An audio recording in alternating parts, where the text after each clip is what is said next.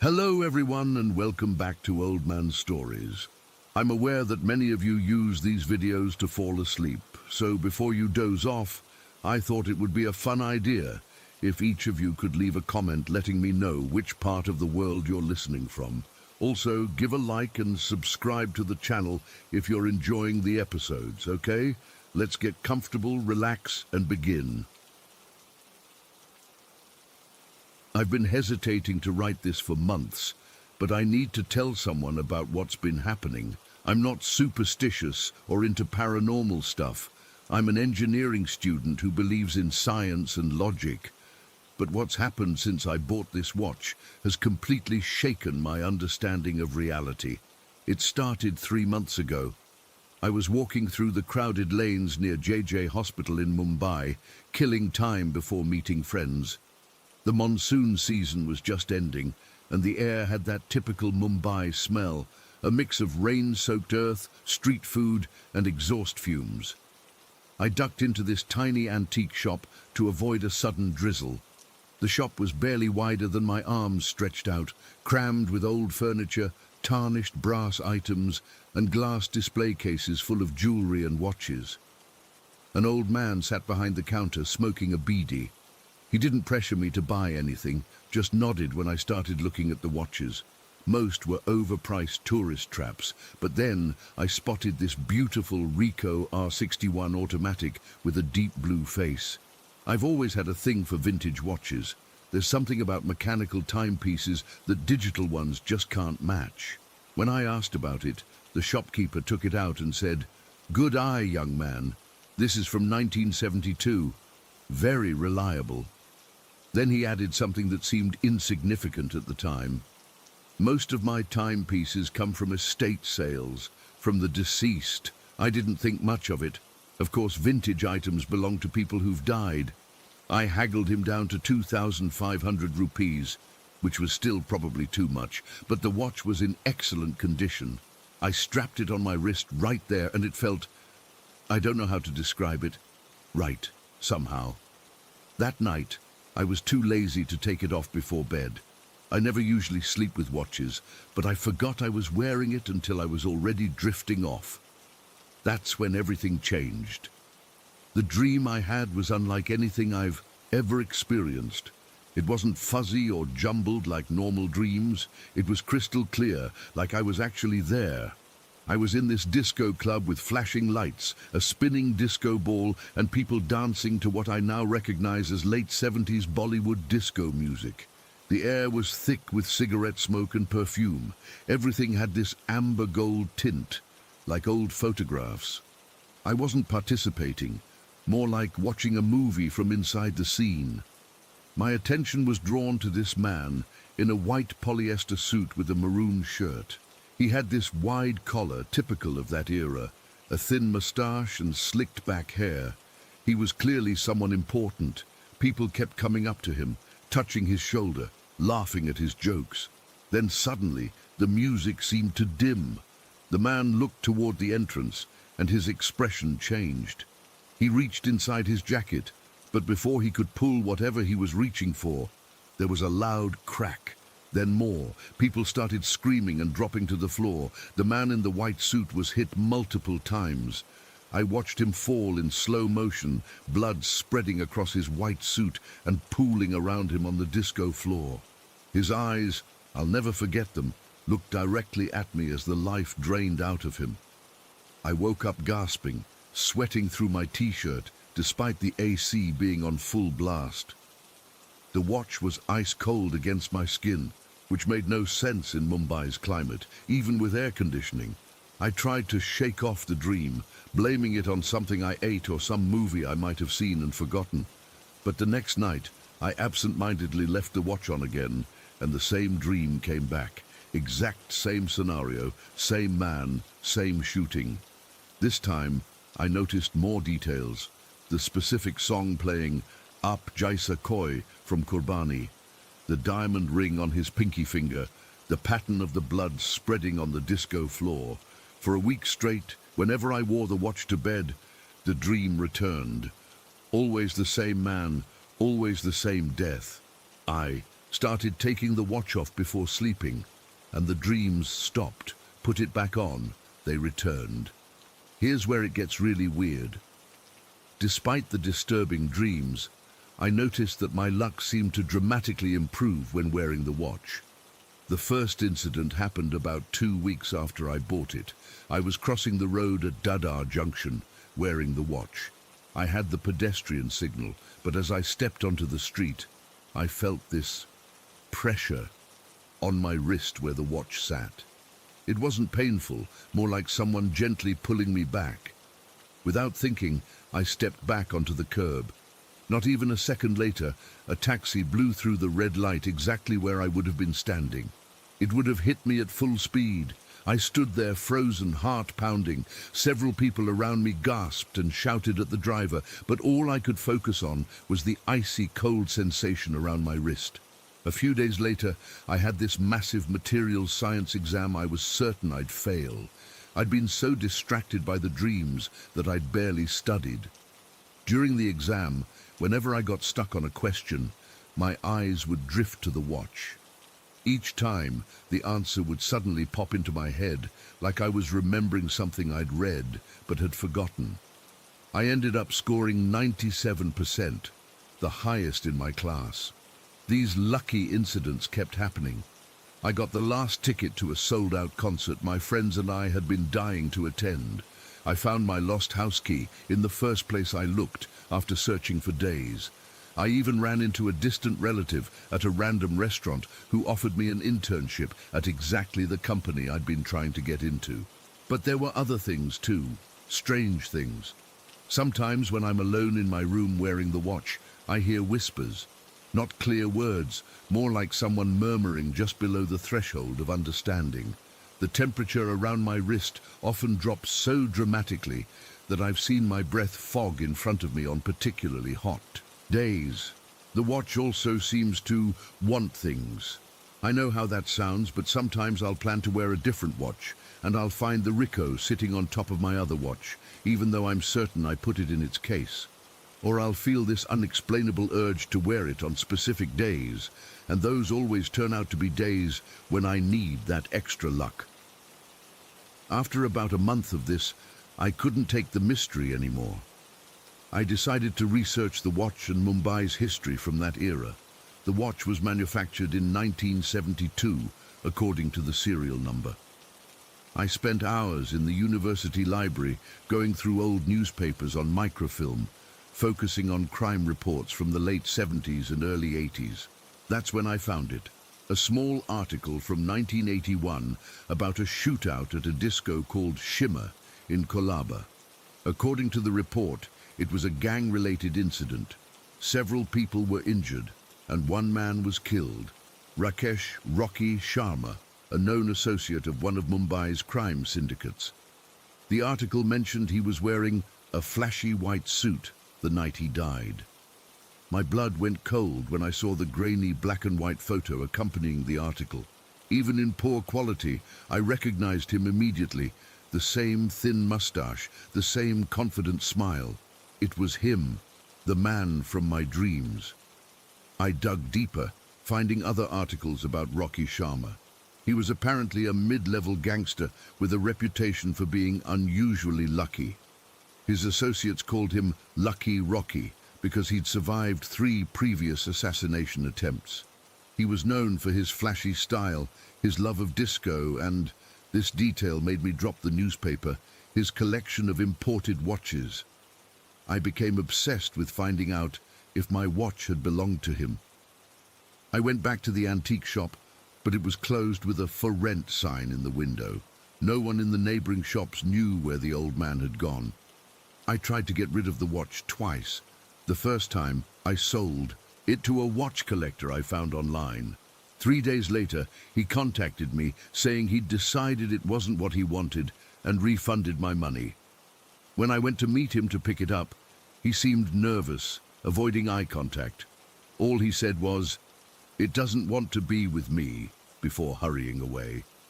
The second time, I left it deliberately on a bench in Shivaji Park. I walked away feeling both relieved and guilty. That night, I had a nightmare so intense I woke up screaming. In it, I was the one being shot in the disco, feeling each bullet tear through me. When I finally calmed down and turned on the light, the watch was sitting on my nightstand, ticking away. I've had the watch for 3 months now. I've accepted that whatever or whoever is attached to it isn't going to leave, and honestly, I'm not sure I want it to anymore. The dreams still come when I wear it to sleep, but they don't frighten me now. Sometimes I even look forward to them, catching new details about Rocky's life and the era he lived in. Last week, I nearly lost control of my motorcycle when a truck swerved into my lane. Somehow, my hands moved on their own, executing a perfect maneuver that kept me upright and safe.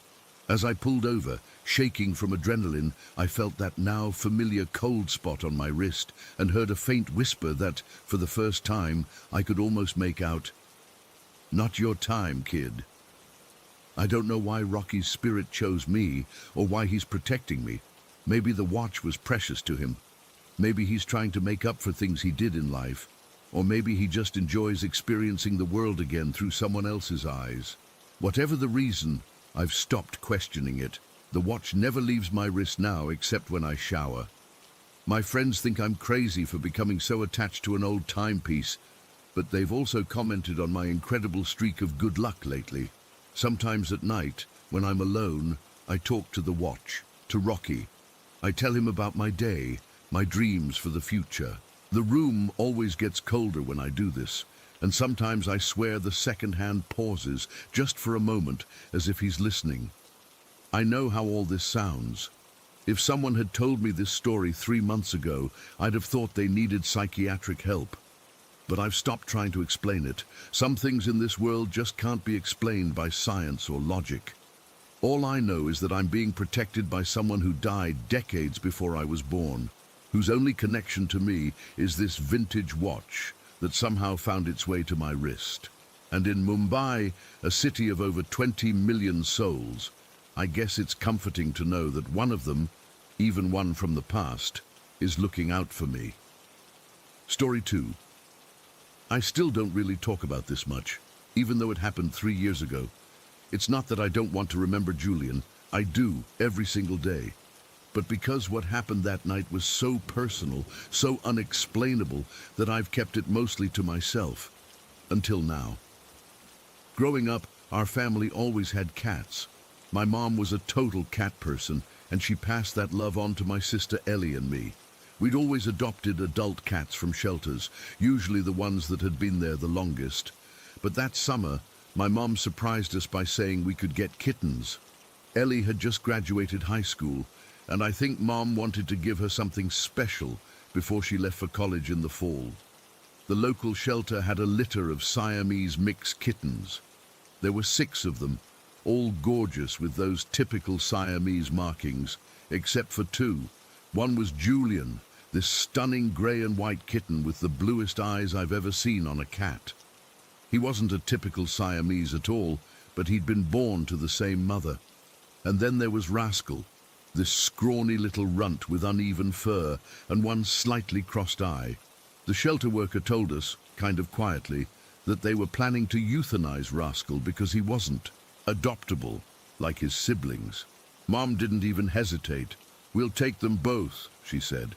I'll never forget the look on Ellie's face when Julian immediately climbed into her lap and started purring. It was like they were meant for each other. Rascal, on the other hand, was this ball of energy who wanted to be friends with everyone. He'd bounce from person to person, always purring, always wanting to play. I loved both cats, but Rascal and I became buddies pretty quickly. Julian was different. He wasn't standoffish exactly, but he was selective with his affection. He adored my mom and Ellie in a way that was almost human-like. He'd follow them around the house, sleep on their pillows, and do this thing where he'd bring them little presents. Not dead mice or anything gross like that. He had this weird obsession with pencil-top erasers. You know, those pink ones you can buy in packs of 20. We had no idea where he even found them, but he'd collect them from around the house and bring them to Mom or Ellie. Then he started playing fetch with them. I'm not kidding. He'd drop an eraser at their feet, back up and wait for them to throw it. Then he'd tear across the room, grab it in his mouth and bring it back. I'd never seen anything like it. Rascal tried to copy him once or twice, but he'd just bat the eraser under the couch and forget about it. For 6 months, everything was perfect. Julian and Rascal grew from kittens into young cats. Julian was turning into this gorgeous, sleek cat with a coat that almost shimmered in the sunlight. Rascal was still smaller than average, still had that slightly crooked eye, but his personality more than made up for it. The two of them were inseparable, always curled up together on the window seat or chasing each other through the house at 3 in the morning. Then came that Friday night in October. Nothing felt off or strange that day. It was just a normal Friday. Ellie had come home from college for the weekend. We'd had pizza for dinner, watched some stupid comedy on Netflix, and went to bed around 11. Julian had spent most of the evening curled up in Ellie's lap, purring louder than usual. I remember thinking that was nice, since he'd been sleeping in my mom's room most nights since Ellie left for college. I figured he must have missed her. Rascal had fallen asleep on top of the bookshelf, his favorite spot when he wasn't cuddled up with Julian. When I woke up the next morning, the house felt different. It was too quiet. I walked downstairs and found my mom standing in the kitchen, her face streaked with tears. Ellie was sitting at the table, just staring at nothing, her eyes red and swollen. "Julian died last night," Mom said, her voice breaking. Ellie woke up and he was just gone. I couldn't process it. Julian was only 10 months old. He'd been perfectly healthy, playful, normal. There had been no signs, no illness, nothing to prepare us for this. According to Ellie, she'd gone to bed with Julian curled up next to her pillow, purring and kneading her hair like he always did. When she woke up around 6 in the morning, he was cold and still. The vet later told us it was probably a congenital heart defect, something that's apparently not uncommon in cats, especially mixed breeds. He said Julian probably never felt any pain. He would have just fallen asleep and never woken up. That was supposed to be comforting, I guess. We brought Julian's body home, wrapped in his favorite blanket, this soft blue thing that Ellie had bought specifically for him. Mum thought we should bury him in the backyard, under the maple tree where he liked to watch birds. I helped them dig the hole, but when it came time to say goodbye, I couldn't do it. I couldn't look at him, couldn't touch the blanket, couldn't say anything. I just stood there, a few feet away, while Mom and Ellie placed him in the ground and said their goodbyes. Rascal had been watching from the back porch. He didn't come near the grave, but he didn't take his eyes off us either. When we came back inside, he disappeared under my bed and stayed there for hours. I think he knew somehow. I think he was grieving too. That night, I couldn't sleep. I kept thinking about how I hadn't said goodbye, how I'd turned away when it mattered. It was around 2 in the morning when I finally started to drift off, lying on my side facing the wall, my back to the room. That's when I felt it. If you've ever had cats, you know that feeling when they walk across your bed, that distinctive pattern of paws pressing into the mattress, the way they carefully pick their way over your legs.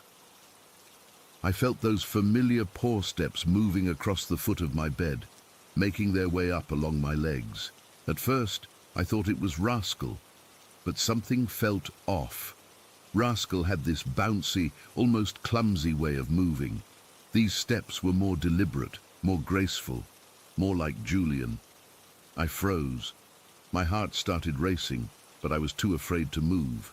The weight continued up my leg, then my hip, then settled right in the small of my back, exactly where Julian used to curl up when he slept with me. I don't know how long I lay there, barely breathing. Maybe a minute, maybe 5. Finally, I gathered my courage and turned over, half expecting to see Julian there, somehow alive again. But there was nothing. No cat, no impression in the blanket where something had been sitting, nothing. I sat up, scanning my dark room. My desk chair was pulled out slightly from where I'd left it, and something caught my eye. There, sitting perfectly centered on the seat of the chair, was a pink pencil-top eraser. I stared at it, my mind racing. I hadn't had any erasers in my room. I hadn't used that type since high school, and Ellie had taken hers to college. The only one who collected them was Julian. As I was trying to make sense of what I was seeing, my bedroom door, which had been closed, slowly pushed open.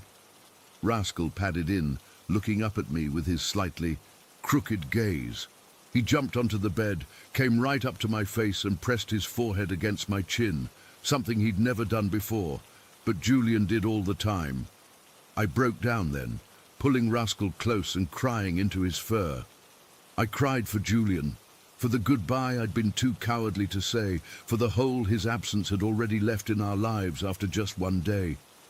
And somewhere in those tears was the certainty that Julian had come to me, the only family member who hadn't said goodbye, to let me know it was okay.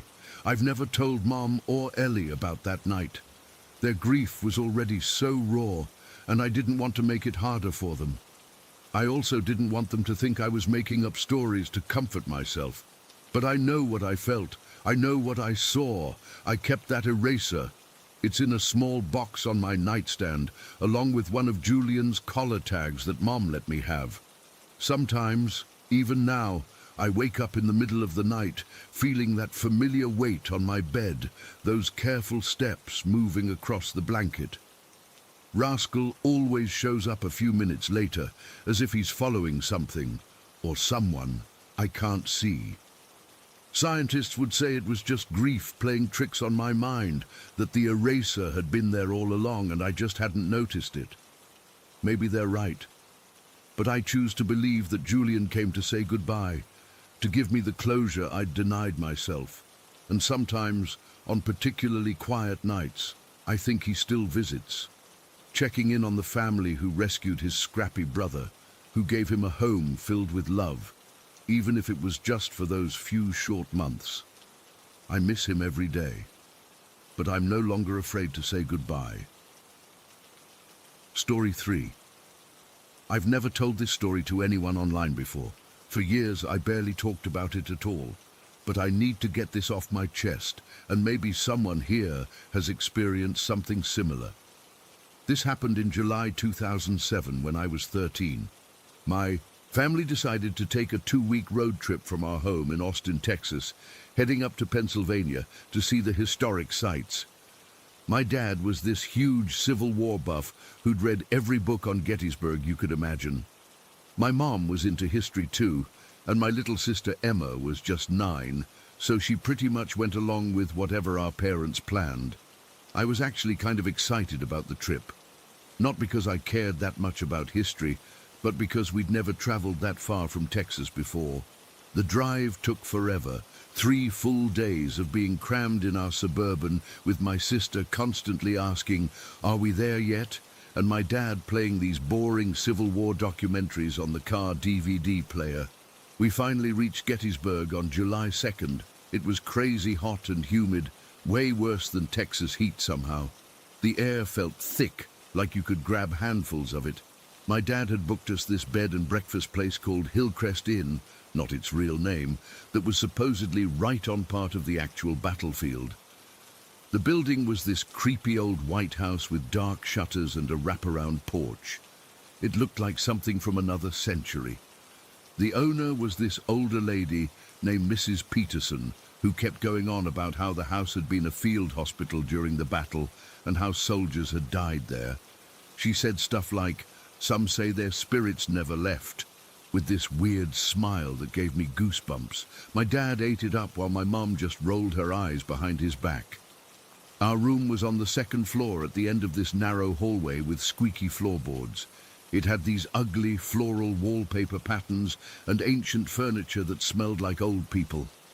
There were 2 queen beds, one for my parents and one that I had to share with Emma. The only modern thing in the room was this window air conditioner that rattled like it was about to fall apart. That first day, we toured some of the battlefield sites. July in Gettysburg is basically battlefield tour season, so there were tons of tourists everywhere. My dad hired a private guide who drove us around in our car, stopping at all these different spots where thousands of people had died. The guide kept saying things like, "This is where the Louisiana Tigers made their last stand," or "Right here is where General so-and-so fell." I remember thinking it was weird how casual everyone was walking around on what was basically a massive graveyard. By evening, I was completely drained from the heat and all the walking. We had dinner at some touristy restaurant in town where they served food with names like the Pickett's Charge Burger and Union Fries. After that, we went back to the B&B. My parents wanted to sit on the porch and have wine with some of the other guests, so Emma and I went up to the room to watch TV. The TV was another ancient thing with terrible reception, but we found some cartoon channel and watched until Emma fell asleep around 9:30. My parents came up around 10 and everyone got ready for bed. My dad was all excited about the tour planned for the next day, saying we'd see the spot where the Texans had fought. I remember him saying, "Ryan, you'll appreciate seeing where some real Texas heroes made their stand." I fell asleep pretty quickly despite Emma's snoring and the rattling air conditioner. What happened next is something I've replayed in my mind thousands of times over the years. I woke up suddenly, completely alert. You know how sometimes you wake up groggy and confused? This wasn't like that at all. One second I was asleep, the next I was wide awake, like someone had flipped a switch in my brain. The digital clock on the nightstand read 3:02 a.m. The first thing I noticed was how freezing cold the room had gotten. I mean, it was July in Pennsylvania, hot and humid, and that crappy air conditioner had been struggling all evening. But now I could see my breath forming little clouds in front of my face.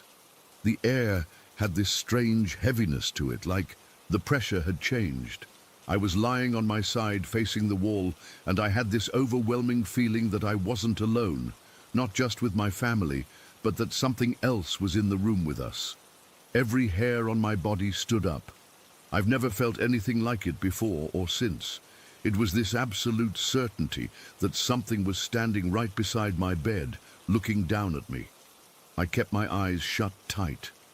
I don't know why, but some instinct told me not to move, not to open my eyes, not to even change my breathing pattern. I just lay there, completely still, pretending to be asleep, while my heart hammered so hard I was sure whatever it was could hear it. Then I felt it lean down. I didn't hear anything, no breathing, no clothes rustling, nothing, but I could feel it bending over, getting closer to my face, like when someone invades your personal space and you can sense their presence without seeing them. But this was way more intense.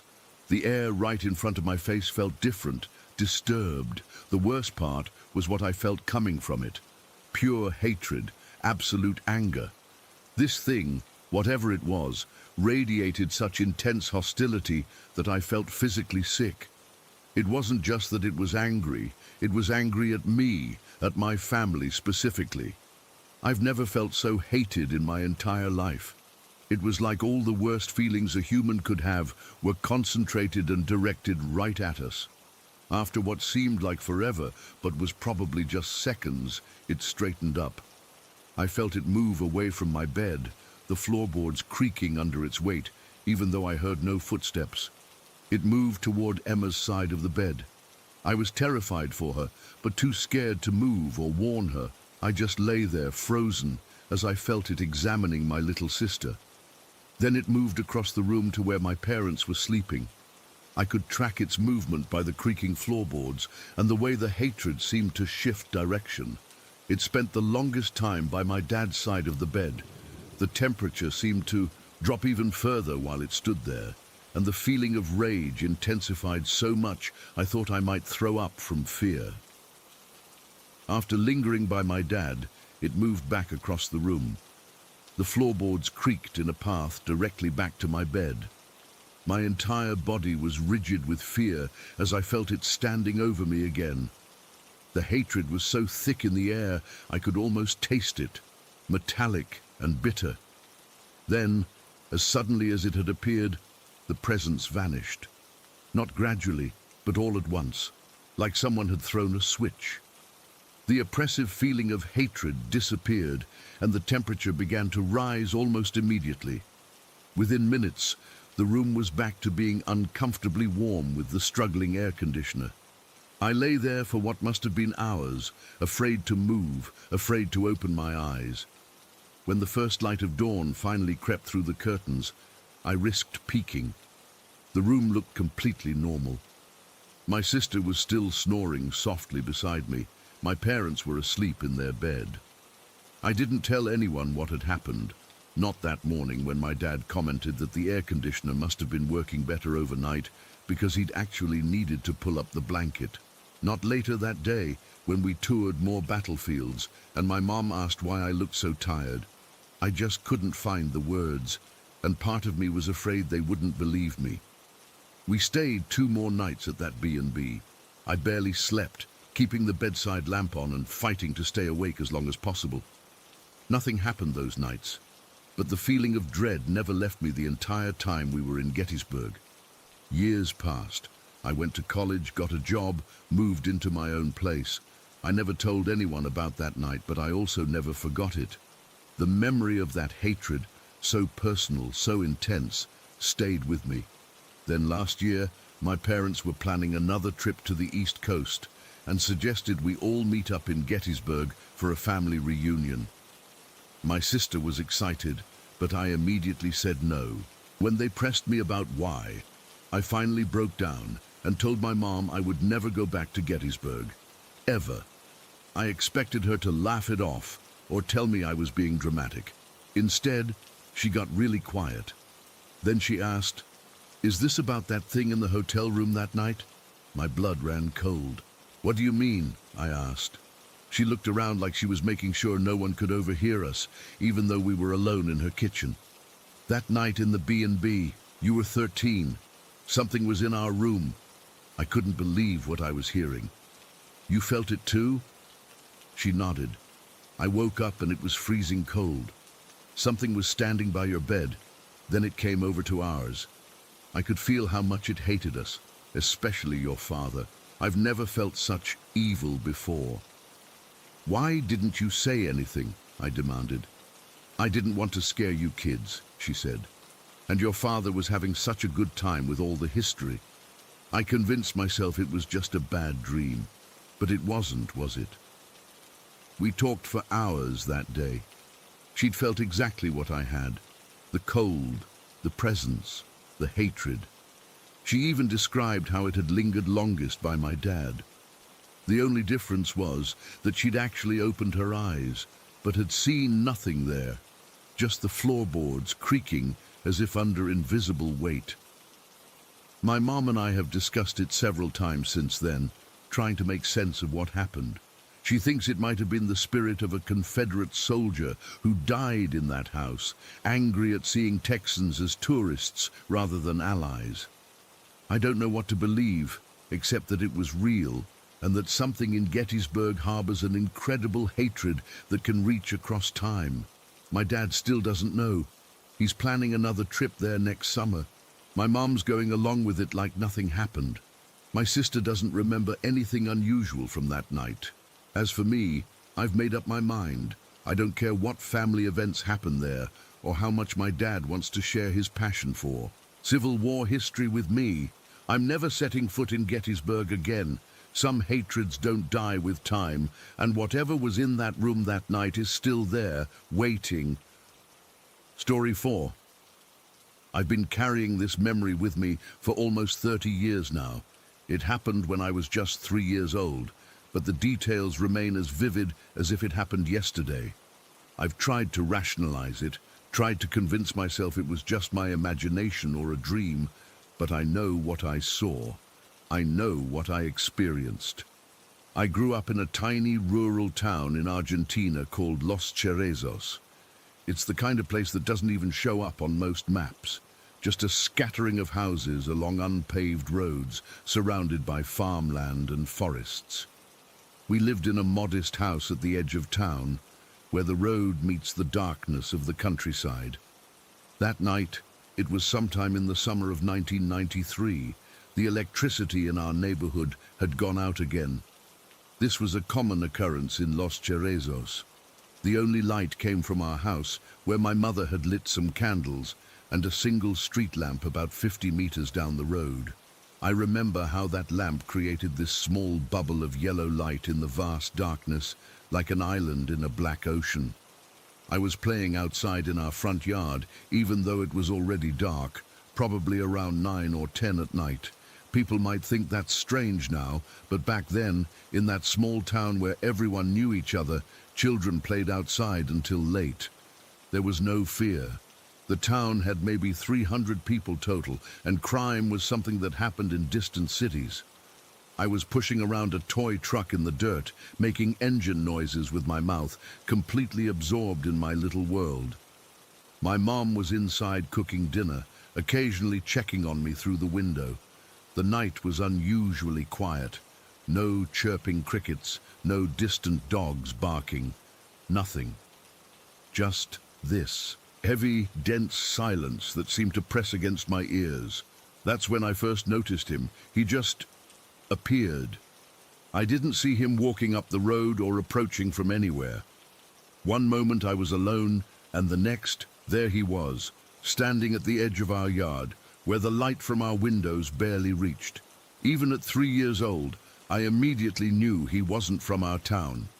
Los Cerezos was populated mostly by people with darker features, brown skin, dark hair, dark eyes.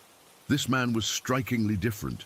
He was tall and pale, with skin so white it seemed to glow slightly in the darkness.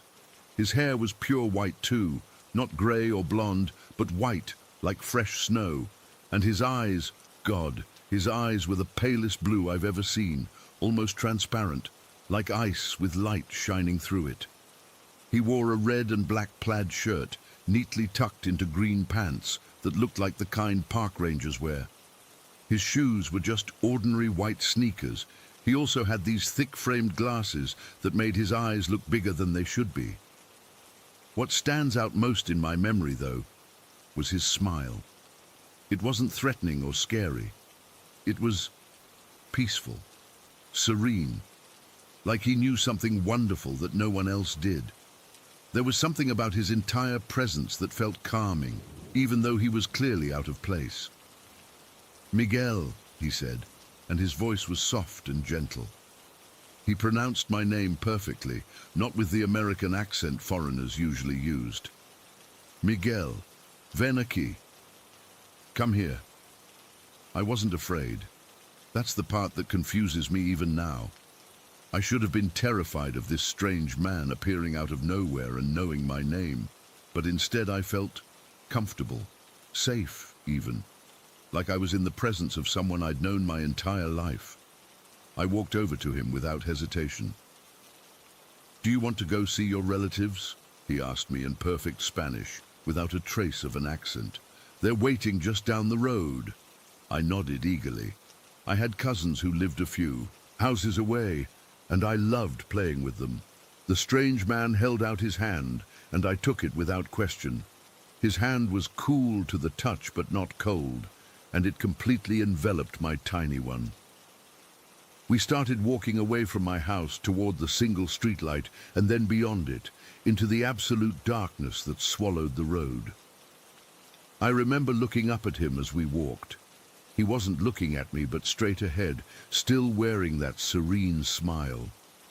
The light from the street lamp cast strange shadows across his face for a moment as we passed beneath it. "Who are you?" I asked him. He looked down at me then, and his smile widened slightly. "Just a friend," he said. "Someone who's been waiting to meet you for a very long time." That should have scared me, but it didn't. Nothing about this man scared me, even though everything about the situation was wrong. We kept walking, past the street lamp, the darkness growing thicker around us with each step. I remember asking, "Is it far?" because my legs were getting tired. "Not far," he assured me, "just a little further into the night. Not down the road or around the corner, but into the night." Even as a child, Something about that phrasing stuck with me. We had just stepped beyond the reach of the street lamp's light when I heard my mother's voice calling my name. Miguel, where are you going? Dinner is ready. I turned to look back at our house. My mother was standing in the doorway, her silhouette framed by the warm light spilling out from inside. She sounded worried, but not panicked, like she could still see me. The man stopped walking immediately. He didn't try to pull me along or hurry me away. He simply let go of my hand and took a small step back. "It seems it's not time yet," he said, and there was a note of, not disappointment, but acceptance in his voice. "Don't worry, Miguel. Someday we will meet again, when it's the right time." Then he did something strange. He reached out and gently touched my forehead with his index finger. His touch felt like a small electric shock, not painful, but definitely noticeable. "Until then, grow well." I stood there watching as he turned and walked further into the darkness. He didn't hurry or run away. He just walked with unhurried, deliberate steps until the darkness swallowed him completely. 1 second, I could see his white hair and red plaid shirt, and the next, nothing, like he'd stepped through an invisible door. I ran back to my mother, excited to tell her about the strange man. Mama, did you see him? The man with the white hair." My mother looked confused. "What man, Miguel? There was no one with you." "The man in the red shirt. He was taking me to see relatives." My mother's face changed then. She looked frightened. She grabbed my shoulders and knelt down in front of me. "Miguel, there was no man. You were walking into the darkness all by yourself. I saw you from the window. You were alone." I tried to insist, describing the man in detail. His ice blue eyes, his glasses, his white hair, the plaid pattern of his shirt, even the way his pants looked like the ones park rangers wear. But my mother just became more and more upset, eventually telling me to stop making up stories. That night, I overheard her talking to my father in hushed, worried tones. "He was walking straight into the darkness, all by himself," she whispered, "like he was following something only he could see. If I hadn't called him back." My father suggested it was just my imagination, that kids my age often had imaginary friends. But my mother wasn't convinced. The next day, she took me to church and had the priest bless me. After that, she didn't let me play outside alone after dark anymore. As I grew older, I started to doubt my own memory. Maybe it had been a dream, or my imagination, like my father suggested. Maybe I'd seen someone earlier that day who matched that description, and my young mind had created this fantasy. That's what I told myself for years, but there were details that never made sense. How did this imaginary friend know my name? Why would I, a small boy from a rural South American town, imagine a companion who looked so distinctly different from everyone I knew? And why did that memory remain so crystal clear when other childhood memories faded? When I was 12, something happened that made me certain the encounter had been real. My grandmother was showing me old family photographs, and in one faded black and white picture from the 1950s, I saw him. Standing in the background, partially obscured by a tree, was a man in a plaid shirt with white hair and glasses. He looked exactly the same as the night I met him, not a day older or younger. "Who's that?" I asked, pointing to the figure. My grandmother squinted at the photo and frowned. "I don't know. I don't remember anyone like that being there that day." I've spent years researching similar experiences, looking for explanations. Some suggest encounters like mine involve supernatural beings, angels, demons, or something in between. Others point to more fringe theories, time travelers, interdimensional beings, or aliens studying human development. There are even psychological explanations, stress-induced hallucinations, or false memories. None of these explanations feel right to me. None of them capture the profound certainty I have that this was real, and that this being, whatever he was, meant me no harm. If anything, I sensed he was there to protect me in some way. I'm 32 years old now. I've moved away from Los Cerezos, gone to university, built a career, had relationships, lived a normal life, I suppose. But not a single day has passed that I haven't thought about him and his promise. Someday we will meet again. Sometimes, when I'm walking alone at night, I find myself looking for him in the shadows, half expecting to see those ice-blue eyes watching me from the darkness. Sometimes, I think, I catch glimpses, a flash of white hair disappearing around a corner, the pattern of a red plaid shirt in a crowded street, the reflection of glasses in a darkened window. But it's never him, not yet. I don't know who or what he was. I don't know why he appeared to me that night or where he wanted to take me, but I know with absolute certainty that someday, when the time is right, as he put it, I'll see him again. And when that day comes, I'm not sure if I'll run toward him or away. The strangest part, I'm not afraid of that inevitable meeting. Despite everything, despite the impossibility of it all, I find myself looking forward to it. Because somehow, I know he has answers to questions I haven't even thought to ask yet. Story 5. I've been staying at this Holiday Inn Express for about 3 months now. Work sent me to help manage a big construction project, and rather than getting a short-term apartment, they put me up here. It's been completely normal, boring even. Just your standard chain hotel with the same breakfast every morning, the same squeaky ice machine down the hall, and the same generic paintings on the walls, until last week. I'm still trying to process what happened. I've never believed in ghosts or anything supernatural. I'm 34 years old and have never experienced anything I couldn't explain. I'm an engineer by training, so I naturally look for logical explanations. But what happened in my room, I can't stop thinking about it. It was a Tuesday night, or technically Wednesday morning, 3:40 a.m. according to my phone when I checked afterwards. I'd gone to bed around 11 after watching some mindless TV show. Nothing unusual about the evening. Didn't drink, didn't take any medication, just a normal night. I woke up suddenly to the sound of what I can only describe as wet, squishy boots walking down a hallway. You know that sound when someone comes in. From the rain and their shoes make that wet, squishing noise with every step. Exactly like that, except it sounded like it was on tile, not carpet. This immediately confused me because the hotel hallway is carpeted. The only tile in my vicinity is in my bathroom and the little kitchenette area by the door. My first thought was that someone had somehow gotten into my room. Maybe housekeeping? But at 3-something in the morning? No way. I sat up in bed, my heart already pounding. The room was dark except for the light coming from under my door, that standard hotel hallway light that never goes off. It cast just enough illumination that I could make out shapes in the room. The wet footstep sounds had stopped, but they seemed to have stopped right near me, not out in the hallway. I looked toward the door, trying to figure out if someone was actually in my room. That's when I noticed something strange by the mini-fridge. The light from under the door was reflecting off the stainless steel of the fridge, creating this weird effect where I could see reflections of the room. And there was this shadow.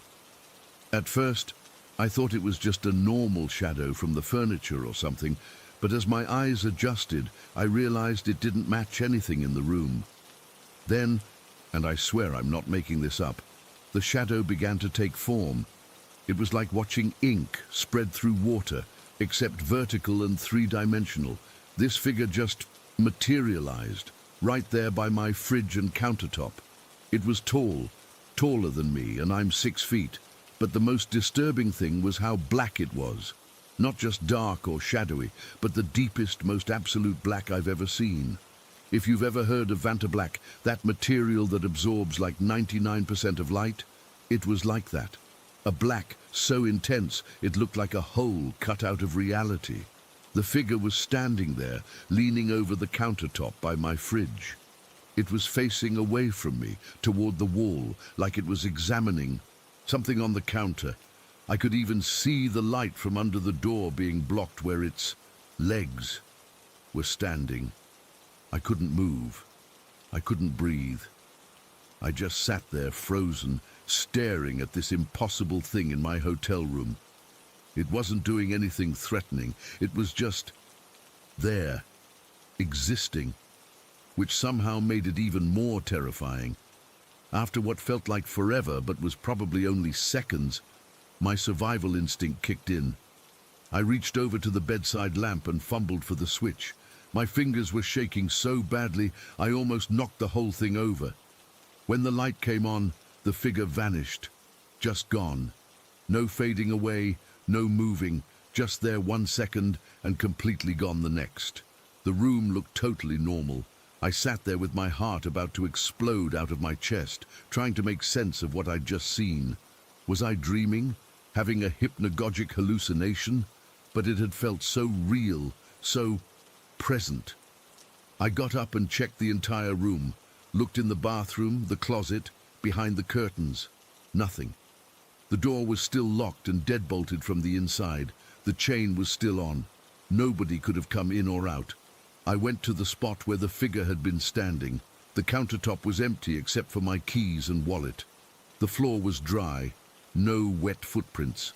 The mini fridge hummed quietly like nothing had happened. I checked my phone. 3:47 a.m. I'd only been awake for a few minutes, but it felt like hours. I was wide awake now, adrenaline coursing through me. I decided to leave the light on and try to go back to sleep. What else could I do? Call the front desk and tell them I saw a shadow person in my room. They'd think I was drunk or crazy. I got back in bed, still freaked out but trying to calm myself down.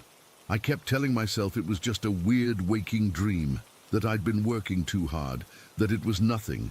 I laid there for maybe 15 minutes, staring at the ceiling, when I decided to roll over to my side, facing away from the door. And that's when the second weird thing happened. I started feeling this sensation along my hip and leg. It's so hard to describe. It was like a pressure, but electrical somehow, like static electricity, but stronger and more focused. It wasn't painful, but it was intense and completely unnatural, almost like something was pressing against me, but with energy rather than physical touch. I've never felt anything like it before or since. The closest I can compare it to is when your foot falls asleep and gets that pins and needles feeling, except it wasn't painful and it was much more intentional feeling, like something was deliberately causing this sensation. I jerked upright, my heart racing again. The feeling immediately stopped. I turned on every light in the room and gave up on sleep entirely. I sat in the desk chair for the rest of the night, occasionally checking the time and counting the minutes until daylight. When morning finally came, I was exhausted but almost convinced I'd imagined the whole thing. Almost. But then I remembered something from the previous week that I hadn't thought much about at the time. I'd found a puddle of water in the bathroom one morning. It was weird because it was in the middle of the floor, not near the shower or sink where you'd expect water to splash. I'd just assumed housekeeping had mopped and left a spot, or maybe I'd dripped after my shower without noticing. But now, thinking about those wet, squishy footstep sounds, I've been in this hotel for months with nothing unusual happening. Why now? Why me? This isn't some creepy old building with a history. It's just a chain hotel built in like 2010. Nothing special about it at all. I haven't seen the figure again, but I've heard the footsteps twice more since then. Always around the same time, between 3 and 4 in the morning. I've started sleeping with the bathroom light on and the door cracked. The thing that bothers me most is how deliberate it all felt. Like whatever this was, it wasn't just some random energy or replay of past events. It felt aware, present, like it was doing something specific in my room. I've got another month here before the project wraps up. I thought about asking to change rooms, but what would I say? And honestly, would it even matter? If this thing found me once, couldn't it find me again? I'm not religious or spiritual. I've never given much thought to the paranormal. But I know what I saw and what I felt. That figure was in my room. That electrical pressure on my body was real. Those wet footsteps were real. I don't have any answers.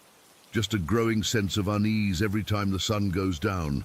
I've started leaving the TV on all night. I tell myself it's for the background noise, but really, it's for the light and the illusion of not being alone. I don't know what's in this hotel with me. I don't know what it wants. But it's here, and it knows I'm here too. And I have to somehow make it through another month without losing my mind every time I hear something in the night. Sometimes I wake up now and just stare at the mini-fridge, waiting to see if that Vanta black figure will appear again. Part of me hopes it does, just so I can prove to myself I'm not crazy. But a bigger part of me hopes I never, ever see it again. Story 6. I never believed in ghosts. Not really. I mean, I watched horror movies like everyone else, but I always thought people who claimed to have experiences were either looking for attention or had overactive imaginations. That changed last year when my sister Sophia and I moved into that old house. We found it after months of searching. This beautiful Victorian in a quiet New England town. The real estate agent said it was built sometime between 1860 and 1890, and despite needing some updates, it had so much character with its ornate woodwork and those gorgeous bay windows. The price was surprisingly reasonable, which should have been our first clue something wasn't right. Moving day went smoothly. We spent that first week unpacking, arranging furniture, and making the place feel like home. Everything was normal at first. Then little things started happening that I couldn't explain away. It began with the motion detector light in the backyard. I'd be washing dishes at the kitchen sink, looking out the window when suddenly it would flick on. No wind, no animals that I could see, just the light activating as if someone had walked across the yard.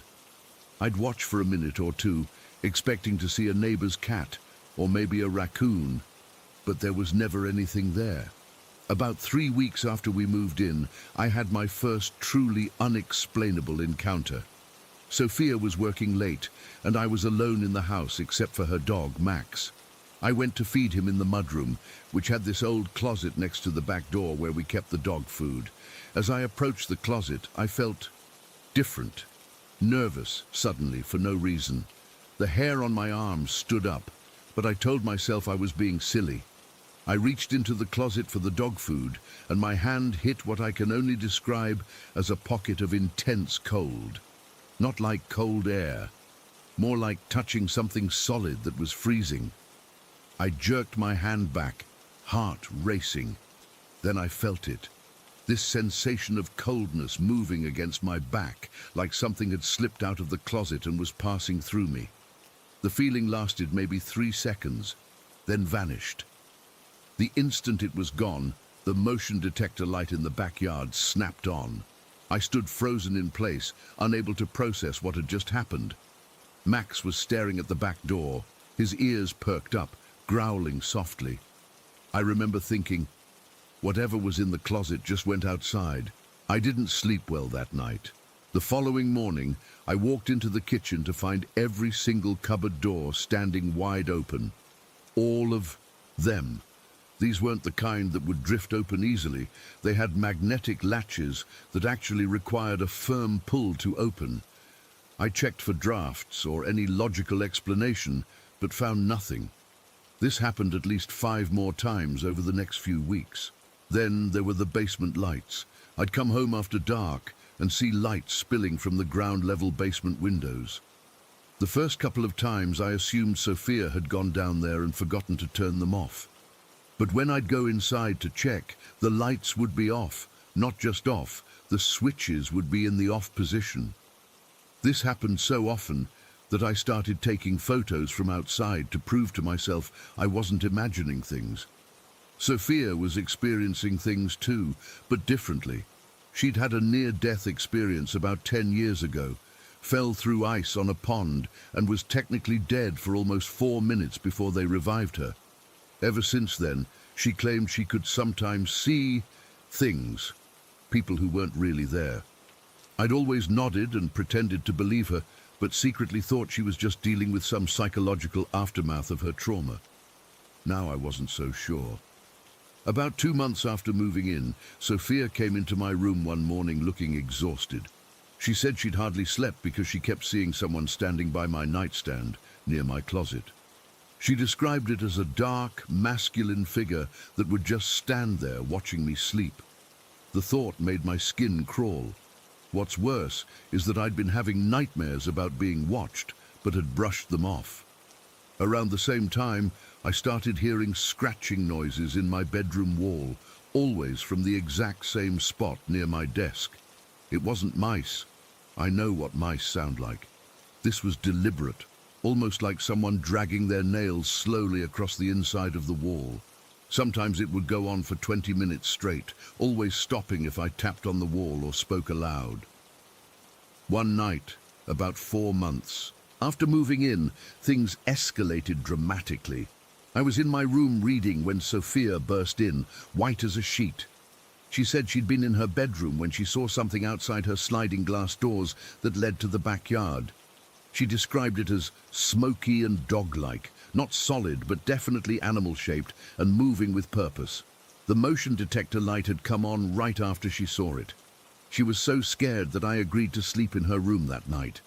We were both lying there, trying to convince ourselves we were just freaking each other out when we heard it. The unmistakable sound of paper being scratched, coming from the other side of the bed. It sounded like someone was dragging their fingernails across a sheet of paper, but there was no paper there, just the hardwood floor. I got up to check, feeling brave for about 2 seconds. As I walked around the foot of the bed, something poked me hard just above my left buttock. It felt like someone had jabbed me with a finger, but with enough force that I yelped and jumped forward. Sophia saw my reaction and started crying. We spent the rest of the night with all the lights on, sitting back to back so nothing could sneak up on either of us. The next day, we started asking neighbors about the house's history. An elderly woman 2 doors down told us the house had been empty for almost 3 years before we bought it. The previous owners had moved out suddenly, selling at a loss. Before them, the house had changed hands 4 times in 10 years. No one seemed to stay long. We found old newspaper archives at the local library. In 1923, a man had died in the house, hanged himself in what was now my bedroom closet. In the 1950s, a family had lost their teenage son to illness in the house. And strangest of all, the original owner had apparently kept a small menagerie of exotic animals, including several large dog breeds that were kept in pens in what was now our backyard. Things got worse. After we learned the history, the scratching in my wall became more frequent and aggressive. 3 times I woke up to find my closet door wide open, even though I distinctly remembered closing it before bed. Sophia started sleeping with her lights on because she said the dark figure would stand at the foot of her bed, leaning over her. One afternoon I was home alone, working at my desk, when I heard heavy footsteps coming up from the basement. Slow, deliberate steps. I called out thinking maybe Sophia had come home early, but there was no answer. The footsteps continued until they reached the top of the stairs, then stopped. I was too terrified to get up and check. After about 5 minutes of complete silence, I heard the basement door creak open, then close. No one was there.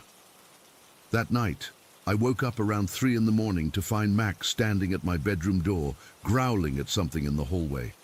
When I got up to check, the temperature in the hallway was easily 20 degrees colder than my room. As I stood there, uncertain what to do, all the lights in the house suddenly turned on at once. Every single one, from the basement to the attic. Then, just as suddenly, they all went out, plunging the house into darkness. The final straw came when Sophia woke up with 3 long scratches down her back, as if someone had clawed her in her sleep. They weren't deep, but they definitely hadn't been there when she went to bed. We moved out the next day, staying with friends while we figured out what to do with the house. We eventually sold it at a significant loss, just like the owners before us. I sometimes drive by and see the new family living there, young couple with 2 small children. I've thought about warning them, but what would I say? Watch out for the cold spot by the mudroom closet. Don't be surprised if your kitchen cabinets open themselves. Oh, and maybe don't use the bedroom with the scratching in the walls. It's been almost a year now, and I still haven't found a rational explanation for what happened in that house. Sometimes I almost convince myself it was all in our heads. Stress, an old house settling, overactive imaginations feeding off each other. Then I remember the feeling of something ice cold passing through me, or the sound of footsteps when no one was there, and I know better. I still don't know if I believe in ghosts, but I believe something was in that house with us, something that didn't want us there. And sometimes, late at night, I still check my closet before going to sleep, just to make sure nothing followed us home. Story 7. I've never been superstitious. Growing up in a small town in rural Germany, I heard all the folklore, especially around Walpurgisnacht, when the old folks claimed witches gathered on the Brocken mountain. My grandmother would hang herbs above our door every year to keep the spirits away. I always rolled my eyes at these traditions, until 3 months ago. It started with the accident. I was driving home with Bella, my German shepherd, from visiting my parents. It was late, around 11 at night, and the country roads were pitch black except for my headlights. 1 second I was driving, and the next, I still can't explain what happened. Something darted across the road, too fast and too large to be a deer, but definitely not a person either. I swerved instinctively and lost control. My car rolled down the embankment and slammed into a tree. When I came to, the first thing I noticed was the silence. My ears were ringing, but underneath that, nothing. No engine, no radio, just Bella whimpering in the back seat. The second thing I noticed was the rainbow. It's the detail that still makes my skin crawl when I think about it. A perfect circular rainbow surrounding my crushed car in the middle of the night. No rain, no sunlight. Just this glowing, pulsing rainbow halo around us. I managed to climb out with just a few cuts and bruises. Bella was okay too, thank God. The paramedics and police who arrived couldn't explain how we walked away from a vehicle that looked like it had been put through a compactor, and nobody mentioned seeing any rainbow. When I asked, they exchanged looks like I might have a concussion. Maybe I did. Maybe that explains everything that followed, but I don't think so. The first incident happened 3 days after the accident. I was home alone in our apartment. Marcus, my partner of 3 years, was at his office job. It was around 2 in the afternoon, and I was at my desk trying to catch up on work. We have these string lights hanging across our curtain rod in the living room. Marcus put them up last Christmas, and we liked them so much we never took them down. I was typing when movement caught my eye. The curtain lights were swinging, not just swaying slightly. They were swinging violently back and forth like someone was pushing them. I froze, fingers hovering over my keyboard. The apartment was completely still. All windows closed, no fan running, no AC, just those lights swinging like a pendulum. I got up and checked the balcony door, thinking maybe it hadn't latched properly and there was a draft. It was locked tight. I checked the windows too, all closed. I even looked in at the curtain rod to see if something was loose. Nothing. When Marcus got home, I told him about it. He laughed it off, saying maybe the upstairs neighbors were moving furniture or something, and it vibrated through the walls. It made sense, so I let it go. The next day, I was making coffee when our TV turned on by itself, just flickered to life with no one near the remote. I walked over and turned it off. 10 minutes later, it happened again. Then the PlayStation 5 turned on by itself. I unplugged both of them. When I sat down at my desk, my entire work setup activated, computer, monitors, speakers, everything, despite being powered down. I hadn't touched the power button. I hadn't even been near my desk. That night I asked Marcus if he was messing with me, playing some elaborate prank with remote controls or something. He swore he wasn't. We checked for electrical issues, thinking maybe there was some kind of power surge happening. Nothing seemed wrong. By the end of the week, I was constantly on edge. I'd hear coughing when I was alone in the apartment, clear as day, like someone was in the room with me. But it was just me and Bella, and she'd be staring at empty corners, hackles raised. Then the phone vibrations started. Marcus and I both have iPhones, but this sounded exactly like a Samsung vibration, that distinctive buzz pattern. The first time it happened, we tore the couch apart looking for a phone that wasn't there. The vibrations continued for 3 days, always coming from our brand new couch that we'd just bought after the accident, because I wanted something comfortable while I recovered from my bruises. The hair blowing was what really started to terrify me. I'd be cooking and suddenly feel breath on the back of my neck, like someone was gently blowing on my hair. It happened in the shower too, and at my desk, always when I was alone.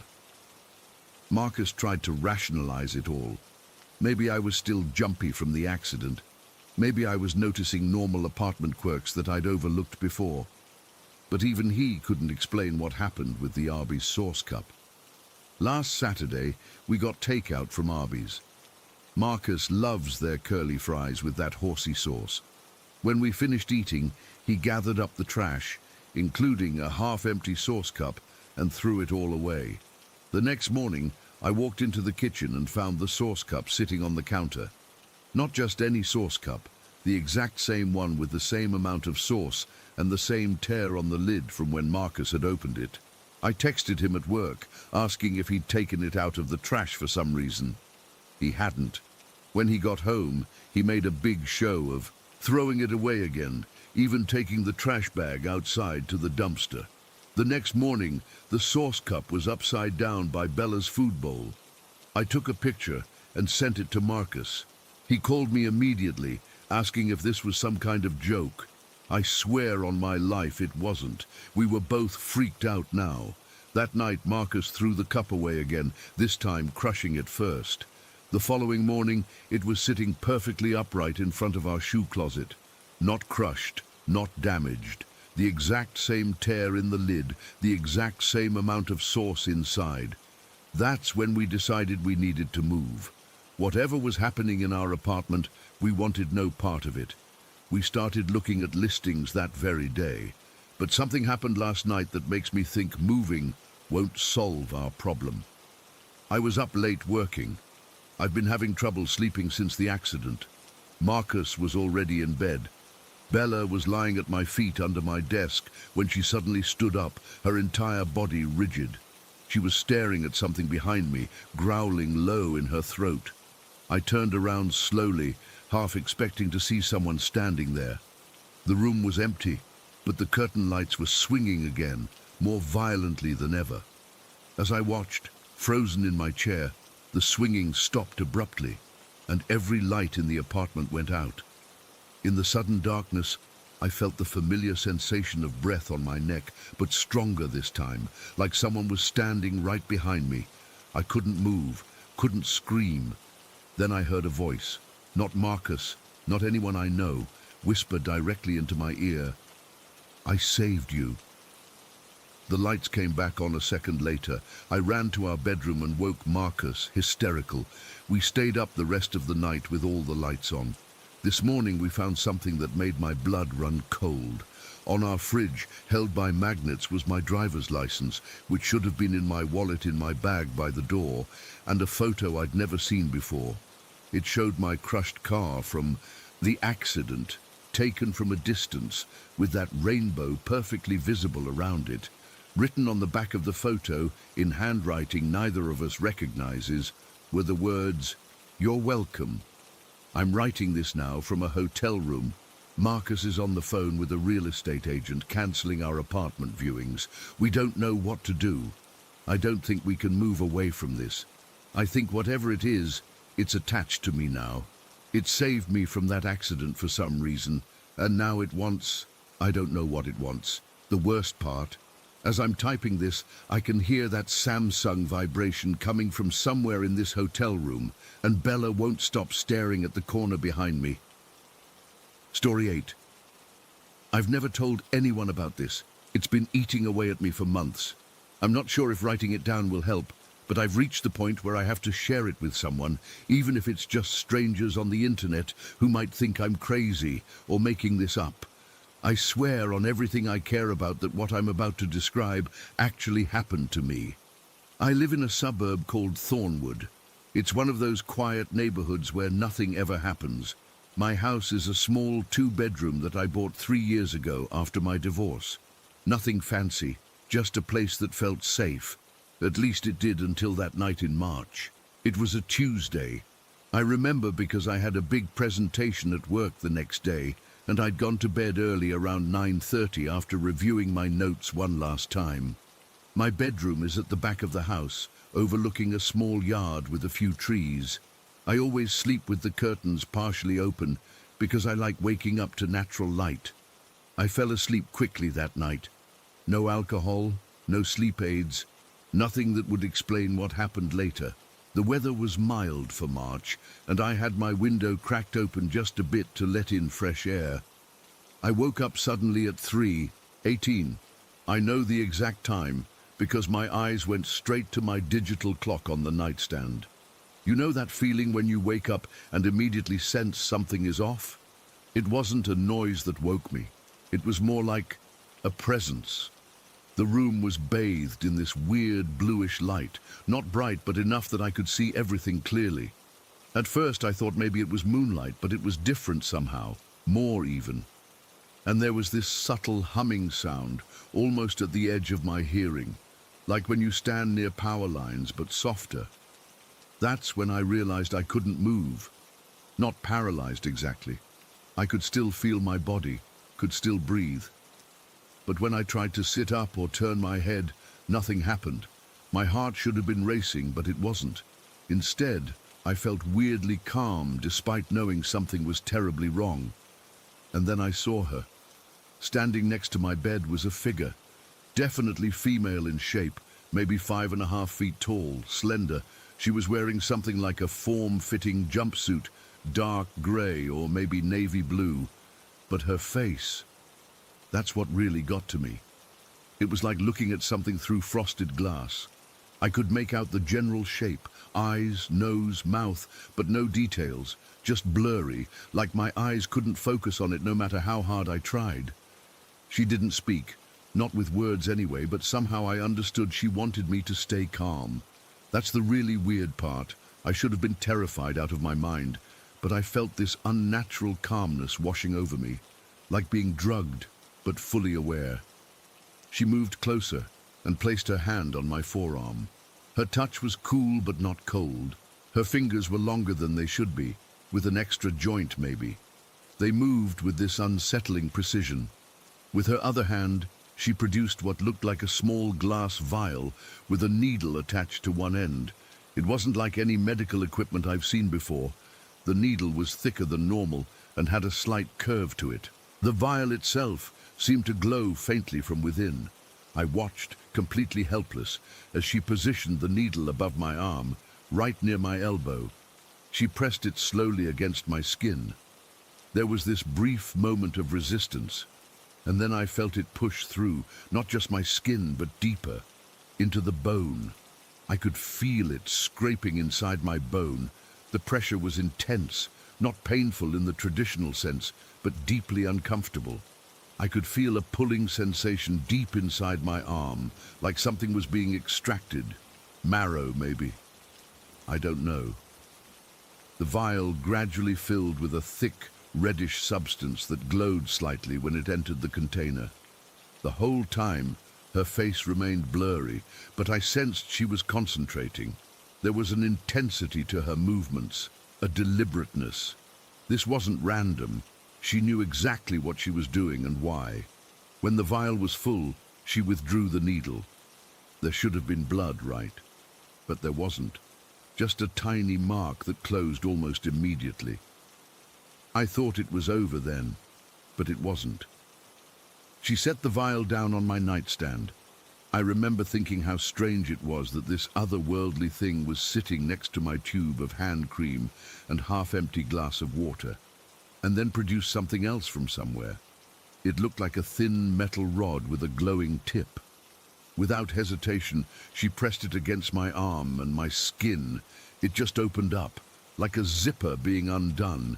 There was no blood, no pain, just this clean, precise opening about 4 inches long that exposed the layers beneath my skin. I should have been screaming, anyone would, but that unnatural calmness remained, and I found myself staring in fascination rather than horror. I could see the yellowish fat layer, the reddish muscle tissue beneath, even glimpses of tendons sliding as my fingers involuntarily twitched. She did something to the exposed tissues, manipulated things, adjusted things. I couldn't comprehend what I was seeing. Her fingers moved with impossible precision, sometimes seeming to pass partially through the tissues without disturbing them. Sometimes she would pause and tilt her head, as if listening to instructions I couldn't hear. Time seemed meaningless. It could have been minutes or hours that I lay there, watching her work on my opened arm. I remember glancing at her face once, trying to make out any expression, any hint of humanity. For just a split second, her face seemed to clear slightly, and I caught a glimpse of large, dark eyes that didn't look quite right. Not human eyes. Then the blurriness returned, as if my brain refused to process what it had seen. At one point she paused and placed her other hand on my forehead. Immediately my mind was flooded with images and feelings, information being downloaded directly into my brain. It made perfect sense in that moment. Complex, important information that I understood completely. Then she removed her hand and looked at me intently. I got the distinct impression she was communicating something crucial, something I needed to remember. I tried to focus, to burn it into my memory. She returned to my arm, made a few final adjustments, then ran what looked like a small wand over the opening. Before my eyes, the tissues reconnected, the skin sealed, and within seconds, my arm looked completely normal. No scar, no mark, nothing to indicate it had been opened up moments before. I glanced back up at her face and she was staring at me. Despite the blurriness, I could feel the intensity of her gaze. She placed her hand on my forehead again, and I felt a sudden heaviness in my eyes. The next thing I knew, I was waking up to my alarm at 6:30. Sunlight was streaming through my curtains. The bluish light was gone. My room looked completely normal. For a moment I thought it had all been an incredibly vivid nightmare. Then I noticed my nightstand. My hand cream and water glass were there, but they had been moved slightly from their usual positions, and there was a small circular mark on the wood where nothing had been before, a faint ring, like something cold had been set there. I immediately checked my arm. Nothing. No mark from the needle, no scar from being opened up. The skin was unblemished, normal. But here's the thing, I could still feel a deep ache in the bone where the needle had gone in. And when I pressed on the spot where my arm had been opened, it felt different. Slightly numb, like the nerves weren't quite right. I called in sick to work, spent the day researching sleep paralysis, night terrors, alien abduction theories, anything that might explain what happened. Nothing quite fit. Sleep paralysis doesn't include the detailed physical sensations I experienced. Night terrors don't leave physical after effects. And I'm not sure I believe in aliens, at least not the kind that visit people in their bedrooms. The most disturbing thing is that I can remember everything about the experience in vivid detail. The blue light, her blurry face, the sensation of the needle in my bone, watching my own arm being opened up. But I cannot for the life of me remember what information she shared with me. It's like that part has been completely erased, leaving only the knowledge that something important was communicated. I've checked my room thoroughly. No unusual marks, no strange devices left behind. My window was still cracked open exactly as I'd left it, There were no unusual footprints in the soft soil of the flower bed beneath my window. I installed a security camera in my bedroom the next day. Nothing unusual has happened since. But I've noticed changes in myself. My sense of taste has altered. Foods I used to love now taste bland or wrong. I find myself drawn to certain locations without knowing why. An abandoned field on the edge of town, a specific intersection downtown. Sometimes I wake up with complex equations or diagrams in my head that fade before I can write them down. Last week, I noticed a small bump under the skin of my arm, right where the needle went in. It's barely noticeable, but it moves slightly when I press on it. I'm terrified to go to a doctor. What would I even say? What if they find something that shouldn't be there? Or worse, what if they find nothing and confirm I'm losing my mind? I still sleep with my window locked now, but I know it wouldn't matter if she decided to return. Whatever she is, whatever she wanted from me, a normal window latch isn't going to keep her out. Sometimes at night, I wake up at exactly 3:18 and lie perfectly still, wondering if she's standing there in the darkness, watching me with that blurry face, wondering if next time I'll remember what she's trying to tell me. Story 9. I've been working as a customer service rep at TransCanada Solutions for 2 years now. Not the most exciting job, but it pays the bills. Our office is in one of those modern buildings near Square One in Mississauga, all glass and steel, typical corporate setup. Nothing special. My desk is on the 3rd floor in a sea of cubicles with those grey fabric dividers that give you the illusion of privacy. The building itself is only about 5 years old, so it's clean, well-maintained, with all the amenities you'd expect. My desk faces west, so I get this really intense afternoon sunlight streaming through the floor-to-ceiling windows around 4 or 5. Sometimes it's so bright I have to lower the blinds to see my screen properly. Everything about this place screams normal, until about 2 months ago. See, my shift runs later than everyone else's. The regular 9 to 5 crowd clears out by 5:30, but I work until 7 because we handle West Coast clients. So there's this gap, this hour or so when I'm completely alone on the floor. No cleaning staff, no security walking around, just me and my headset taking calls. The first time it happened, I barely noticed it. I was on a call with a client from Vancouver who was having trouble with our billing system. I was focused on my screen, talking her through the steps, when I caught something in my peripheral vision, a dark shape moving quickly past my cubicle wall. It was heading toward the desk directly opposite mine, which belongs to Melanie from the accounting team. I figured Melanie had forgotten something and came back to grab it. Nothing unusual about that. People forget stuff all the time. I finished my call, stood up to say hi, because sitting alone for an hour gets boring, but when I peeked over the divider, nobody was there. Melanie's desk was untouched, her chair still tucked in neatly the way she always leaves it. I remember shrugging it off. Maybe I imagined it. Maybe it was just a shadow from someone walking past the windows in the hallway. I sat back down and went back to work. 3 days later, same thing. Around 6:15, that same dark shape moved past my cubicle toward Melanie's desk. This time I wasn't on a call, so I immediately stood up to look. Again, nothing. Nobody there. The floor was completely silent, except for the hum of the air conditioning. I walked over to Melanie's desk and looked around. Her computer was off, her notebook closed, pens arranged neatly beside her keyboard. Nothing disturbed. I even checked under the desk, feeling kind of stupid as I did it. What was I expecting to find? Someone hiding there? The 3rd time it happened was when I started getting uneasy. Same time, around 6 in the evening. Same movement. A dark shape quickly darting past the divider. Same destination, Melanie's desk. By now, I was getting frustrated. I wasn't imagining this.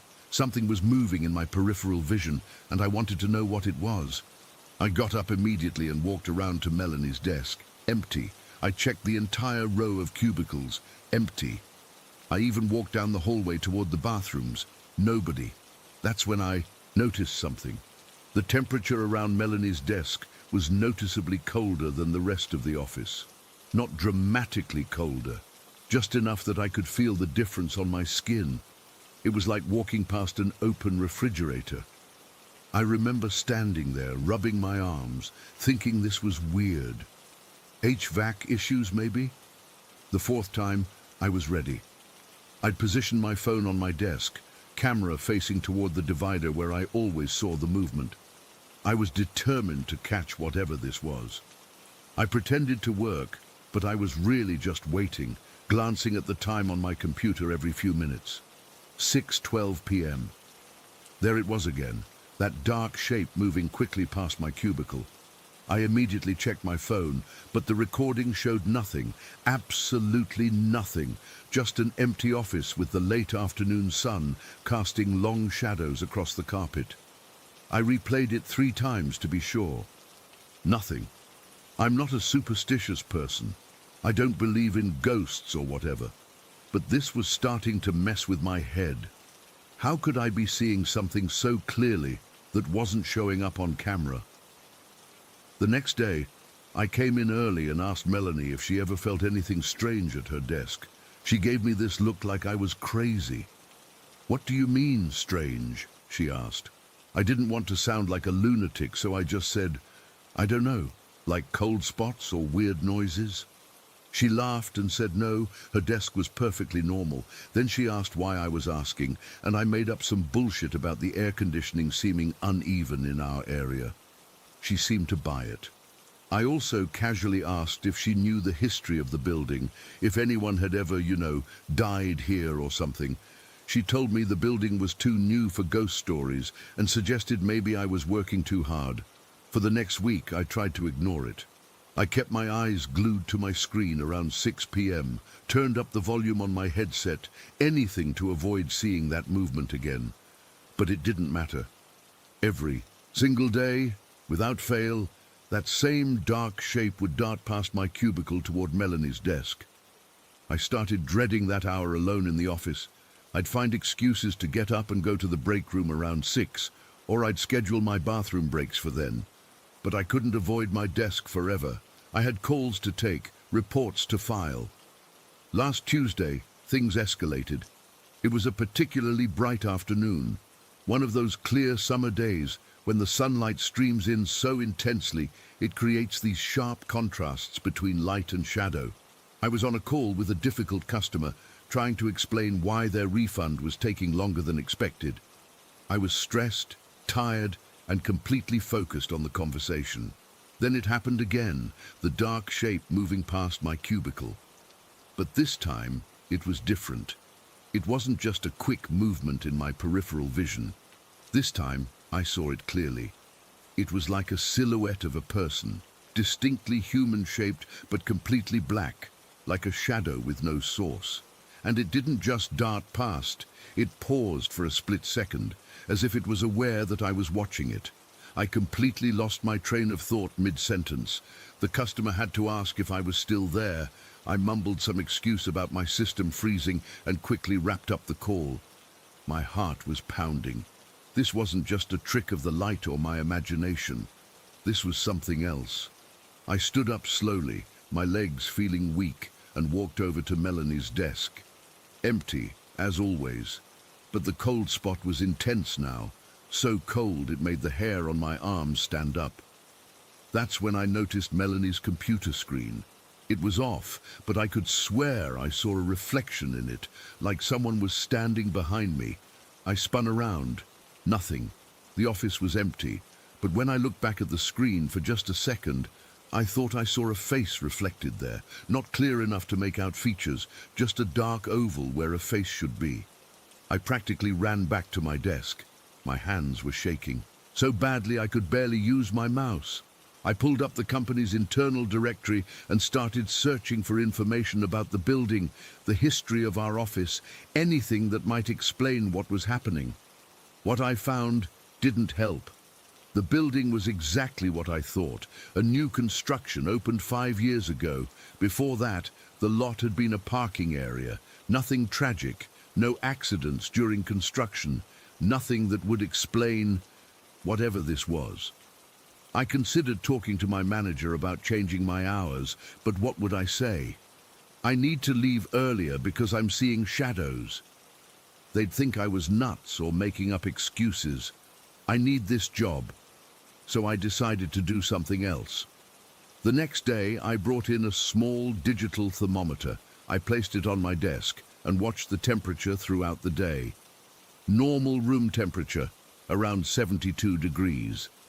But at 5:55, just before the usual appearance, the temperature started dropping. By 6 p.m., it had fallen to 65 degrees. By 6:15, after the shadow had made its appearance, it was back to normal. This wasn't random. This was happening on a schedule. Yesterday was when things got truly terrifying. I'd been keeping notes, tracking the pattern.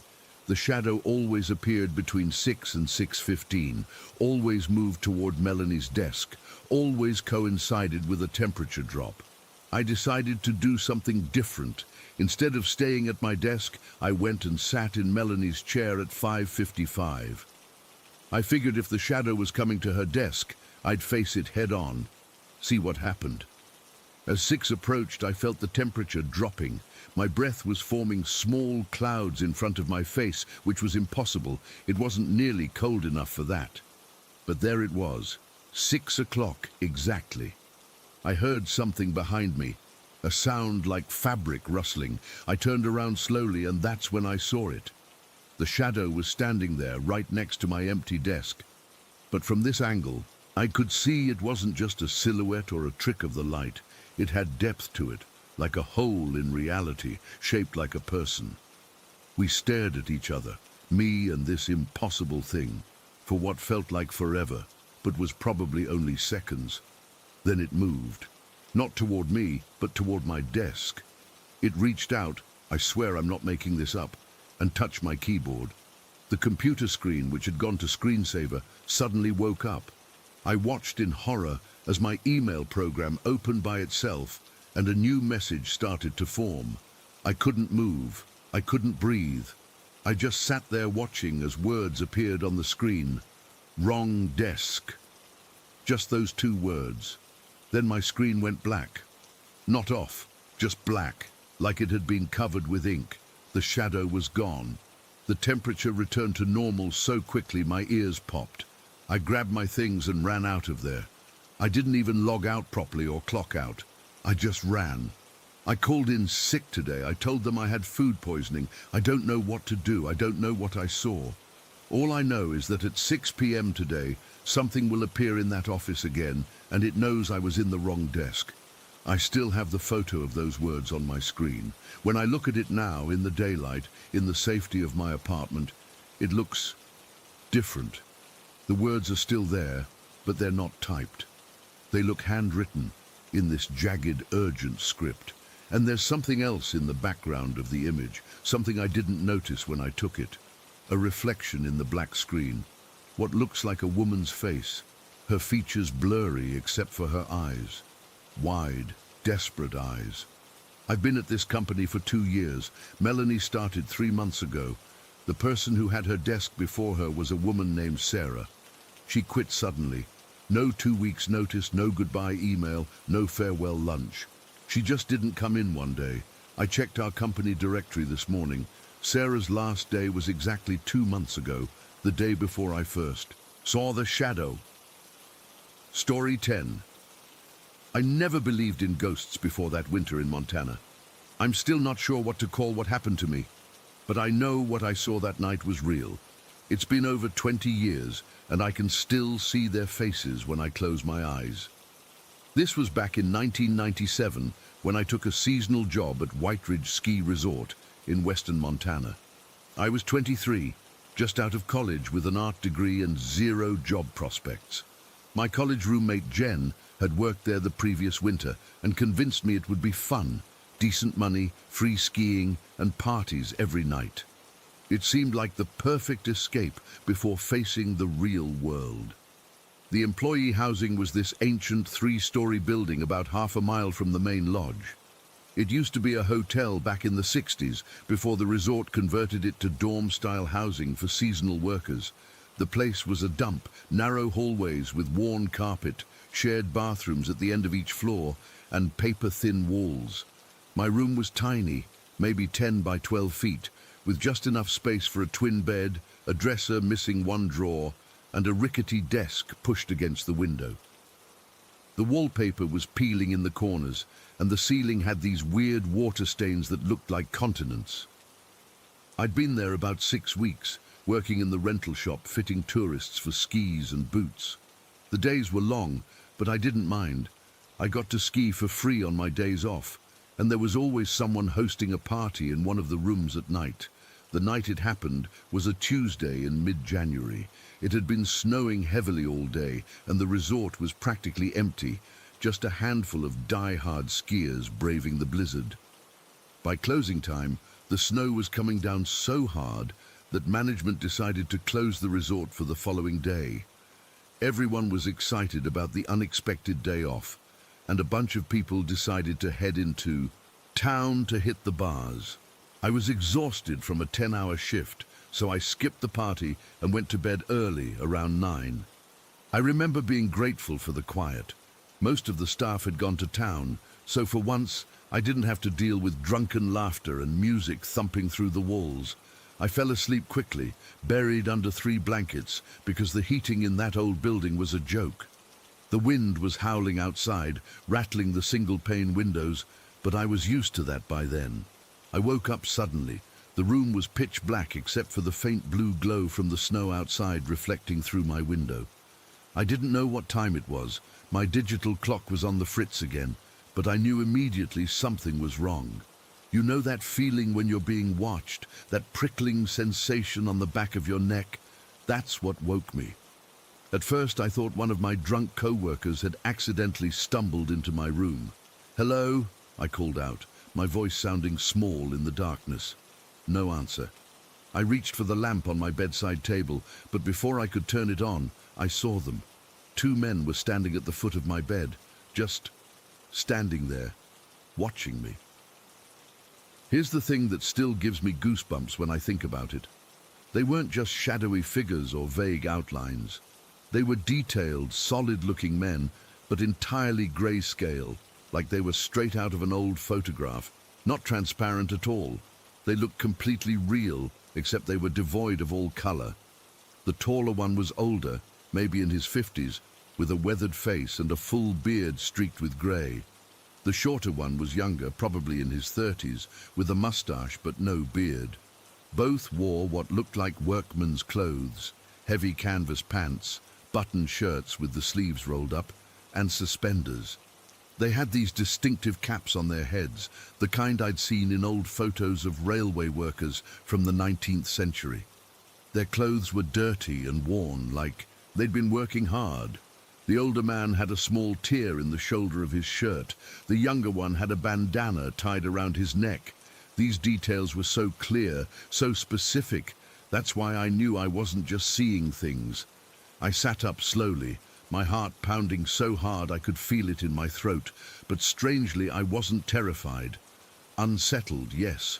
Confused, absolutely, but not afraid for my life. There was something almost familiar about them, even though I'd never seen them before. The older man raised his arm and pointed directly at me. His expression was serious, but not threatening. The younger one did the same, both of them pointing at me with unwavering focus. I remember thinking how odd it was that I could see them so clearly in the dark room. I did something I still can't explain. I pointed back at them. It was instinctual, like when someone points at the sky and you automatically look up. I raised my arm and pointed, then slowly extended my hand toward them as if to touch them. As my hand moved forward, they began to fade. Not suddenly, but gradually, like a television being turned off slowly. The details of their faces were the last to go. Those stern, weathered expressions that somehow seemed to be trying to communicate something important. And then, they were gone. The room was empty again. Just me sitting up in bed with my arms still outstretched toward nothing. I turned on the lamp immediately and searched the room. Nothing was disturbed. The door was still locked from the inside. The window was sealed shut with paint, as it had been since I moved in.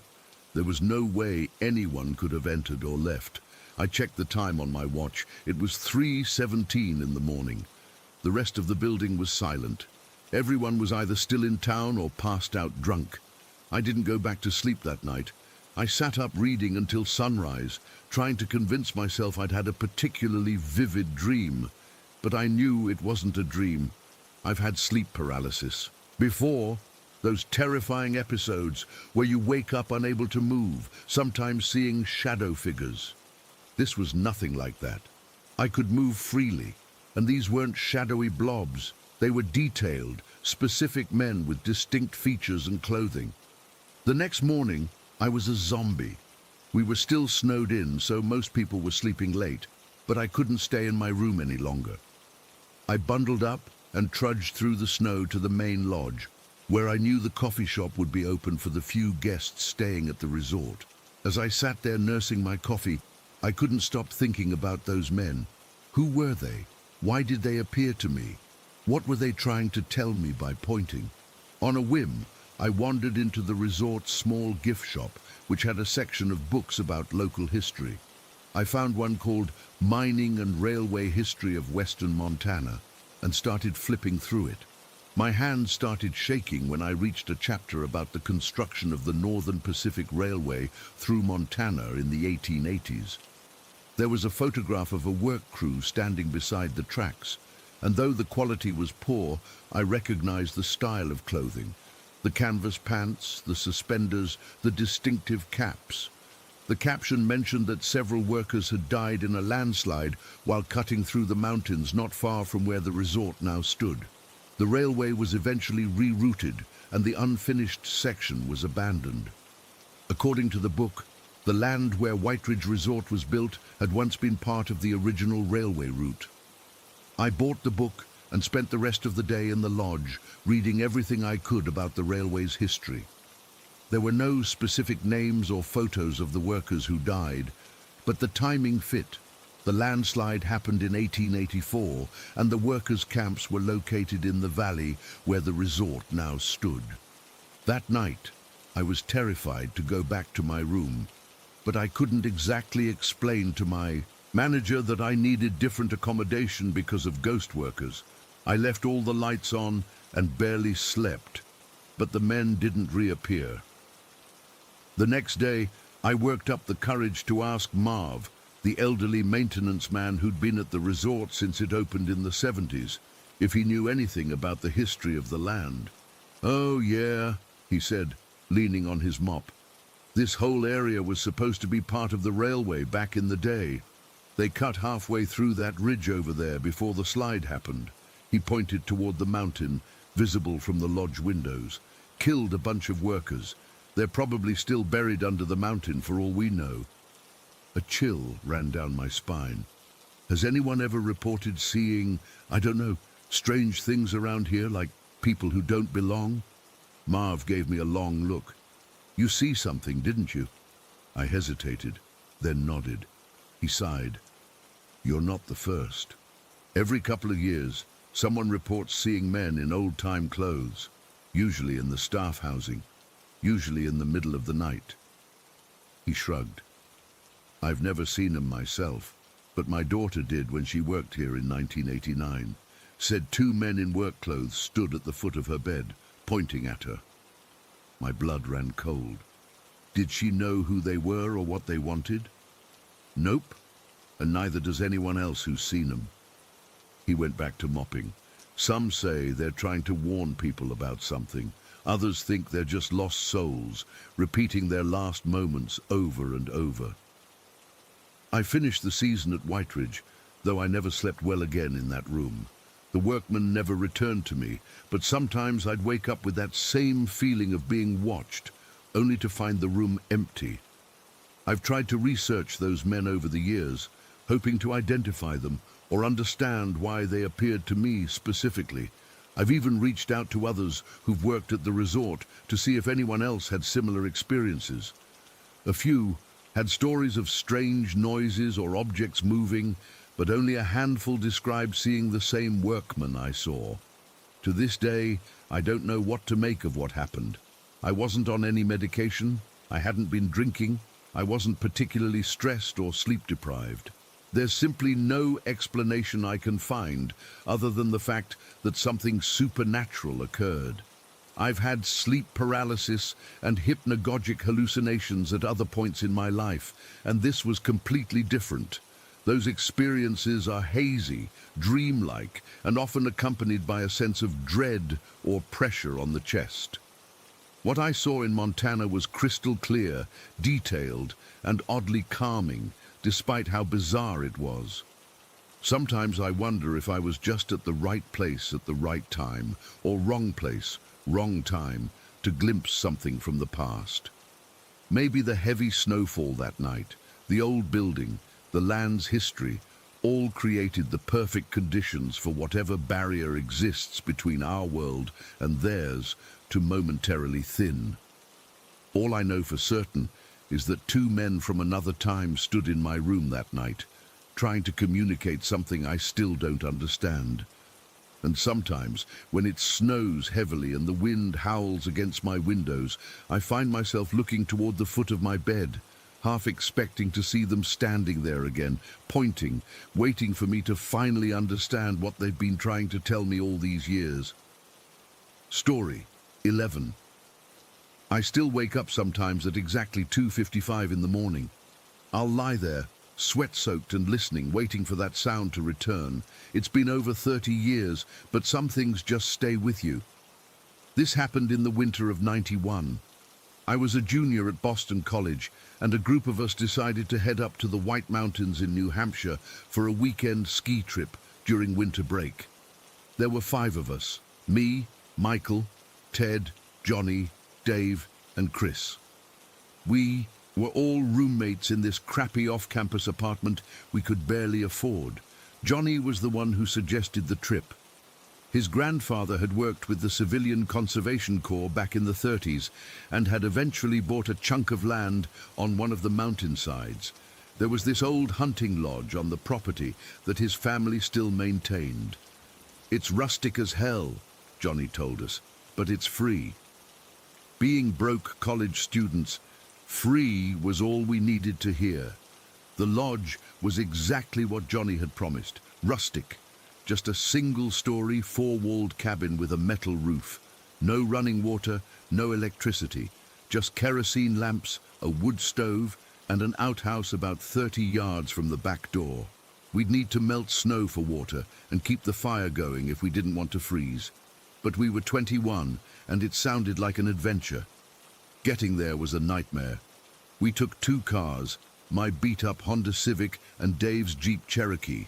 The main roads were fine, but once we turned onto the logging road that led to the property, things got dicey. The snow was deeper than Johnny remembered, and the road was barely visible. Dave's Jeep managed okay, but my Civic started struggling about a mile in. We were maybe 3 miles from the cabin when my car got completely stuck in a drift. We decided Dave would drive ahead with our gear while the rest of us dug out my car. It took almost an hour of shoveling before we could move again. Then came the bridge.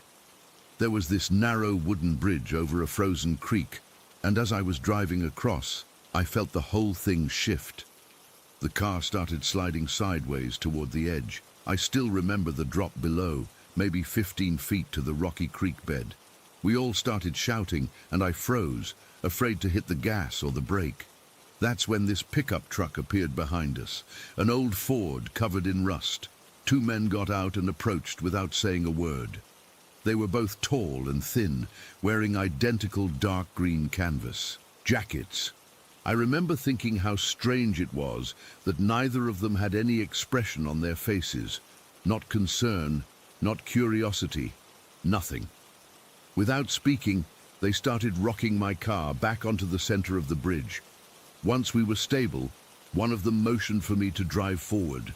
I rolled down my window to thank them, but the one closest to me just stared with these pale blue eyes that didn't seem to blink. I offered them money, beer, whatever we had, but they just turned and walked back to their truck. Johnny asked if they were locals he might know, but they drove off without another word. The whole interaction left me feeling uneasy, but we laughed it off. Mountain people are weird, Dave said. We finally reached the cabin around 4 in the afternoon. It was bigger than I expected, probably 20 by 30 feet, with a small loft area above.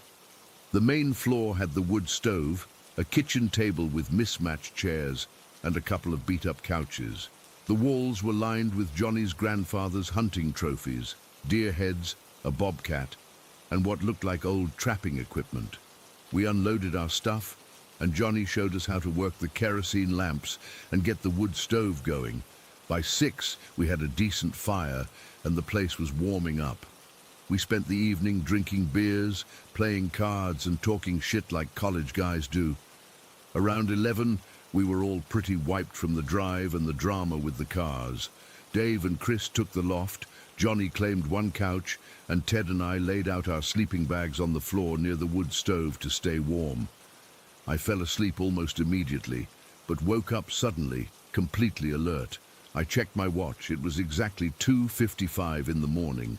The fire had died down to embers, casting this faint orange glow around the room. That's when I heard it. A tapping sound, precise and mechanical, like someone gently hitting glass with the tip of a knife or maybe a coin. Tap, tap, tap. Each tap was exactly 3 seconds apart, not random but deliberate. I lay there listening, trying to figure out where it was coming from. It seemed to be coming from one of the windows, but I couldn't tell which one. The cabin had 6 windows, 2 on the front wall, 2 on the back, and 1 on each side. "Do you hear that?" Ted whispered from a few feet away. I nodded, then realized he couldn't see me in the dark. "Yeah," I whispered back. "What the hell is it?" "I don't know, but it's freaking me out," Ted said. We both sat up and listened. The tapping continued, unchanging in its rhythm. Tap, 3 seconds. Tap, 3 seconds. Tap. I grabbed my flashlight and switched it on, sweeping the beam around the room. Johnny was still passed out on the couch, snoring lightly. The sound wasn't waking him up.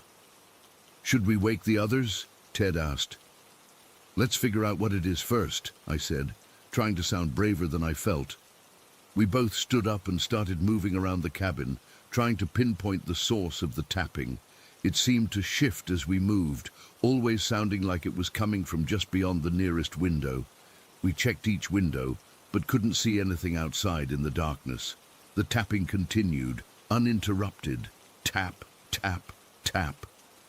"Maybe it's just the wind moving something against the cabin," Ted suggested, but his voice was uncertain.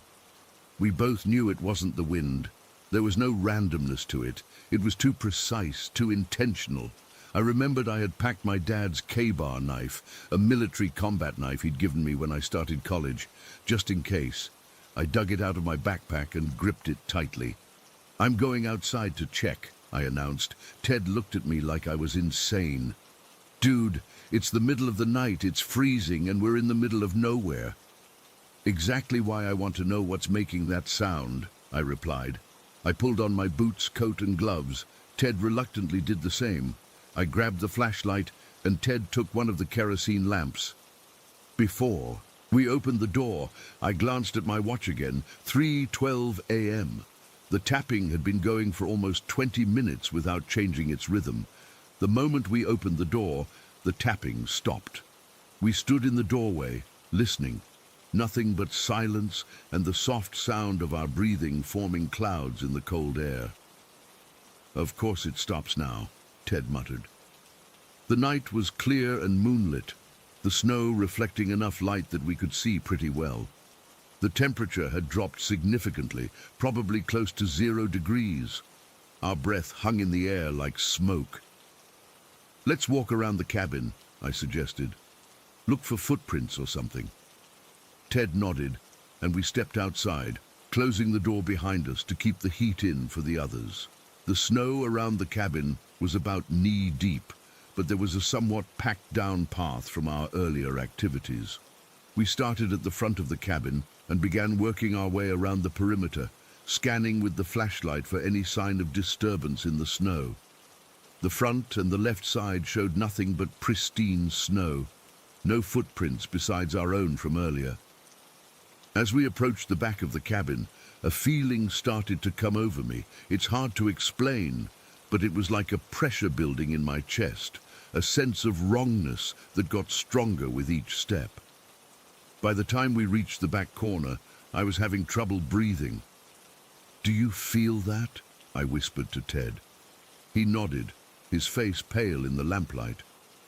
Something's not right. The rear of the cabin had 2 windows and the back door that led toward the outhouse. From where we stood at the corner, we could only see one of the windows. To see the rest, we'd have to take a few more steps. I tried to move forward, but my body wouldn't cooperate. It was like hitting an invisible wall of pure terror. My instincts were screaming at me not to look, not to take another step. Ted was experiencing the same thing. "Mike, I can't go back there," he whispered, his voice shaking. I forced myself to raise the flashlight, pointing it toward the area we couldn't bring ourselves to step into. The beam showed nothing but untouched snow and the side of the cabin. But that didn't reassure me at all. If anything, it made the fear worse, because it meant whatever was causing this feeling couldn't be seen. I've never experienced anything like it before or since. It wasn't just fear, it was certainty. Absolute certainty that something was there, just out of sight, and that if we saw it, something terrible would happen. Not just that we might be hurt, but that reality itself would somehow break. "We need to go back inside," I said, my voice barely audible.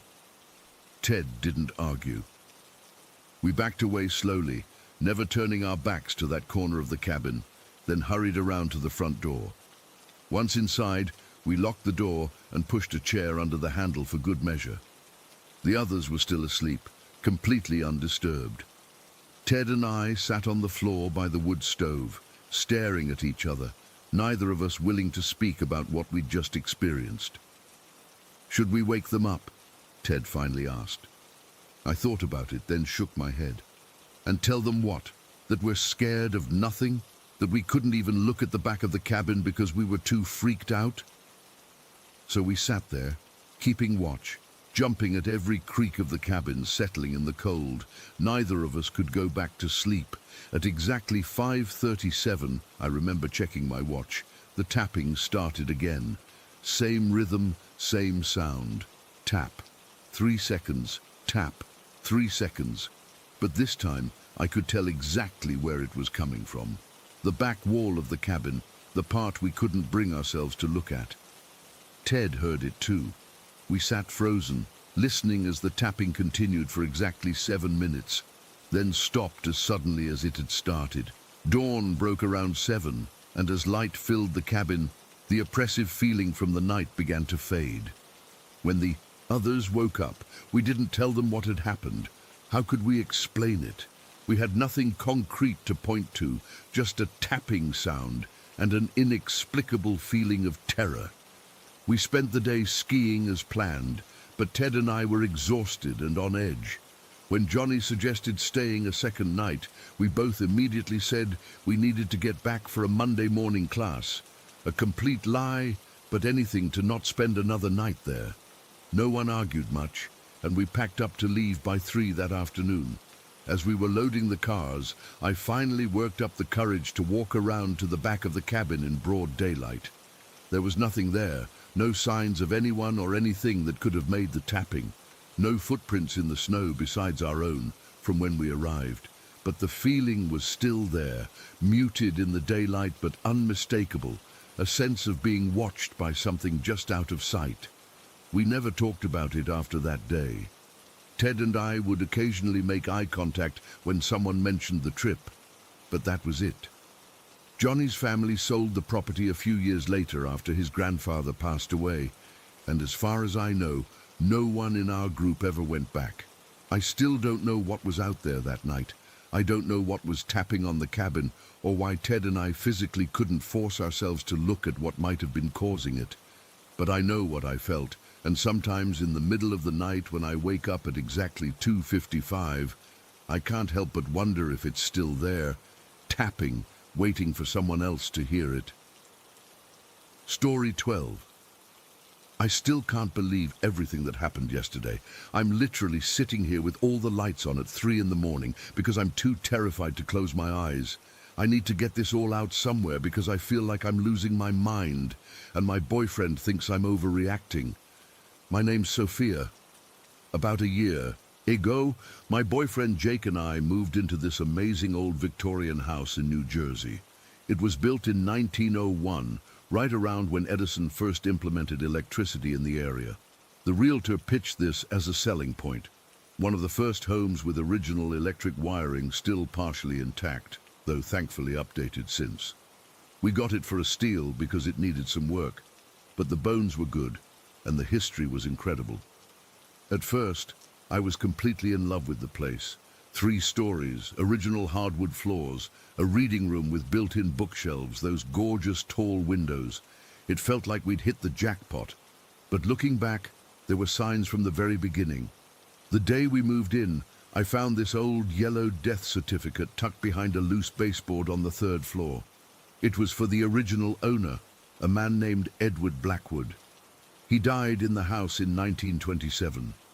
I thought it was kind of sad, but also fascinating, a real piece of history. Jake wanted to frame it, but something about that felt wrong to me. I put it in a drawer instead. My friend Melissa, who's really into spiritual stuff, came to visit about a month after we moved in. She walked around the 1st and 2nd floors fine, but when I tried to show her the 3rd floor, she literally stopped at the bottom of the stairs and refused to go up.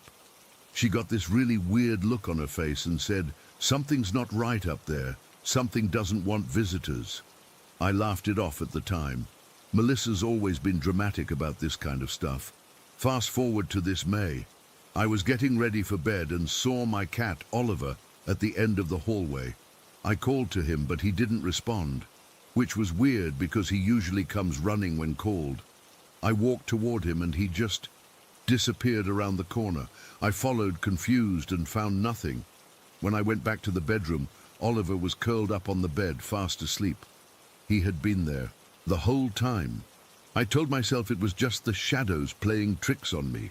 Then in July, I was sitting on the couch watching TV with Oliver asleep in my lap. Out of nowhere, the cushions next to me sank down, like someone invisible had just sat down beside me. I froze completely. The depression was so clear. It wasn't small, like maybe the cushion just gave way. It was the exact shape of someone sitting there. Oliver immediately woke up and started growling. Not his normal growl at the mailman, but this deep, guttural sound I'd never heard him make before. His fur stood on end, and he was staring right at the spot where the cushions were depressed. After about 10 seconds, the cushions slowly rose back to normal.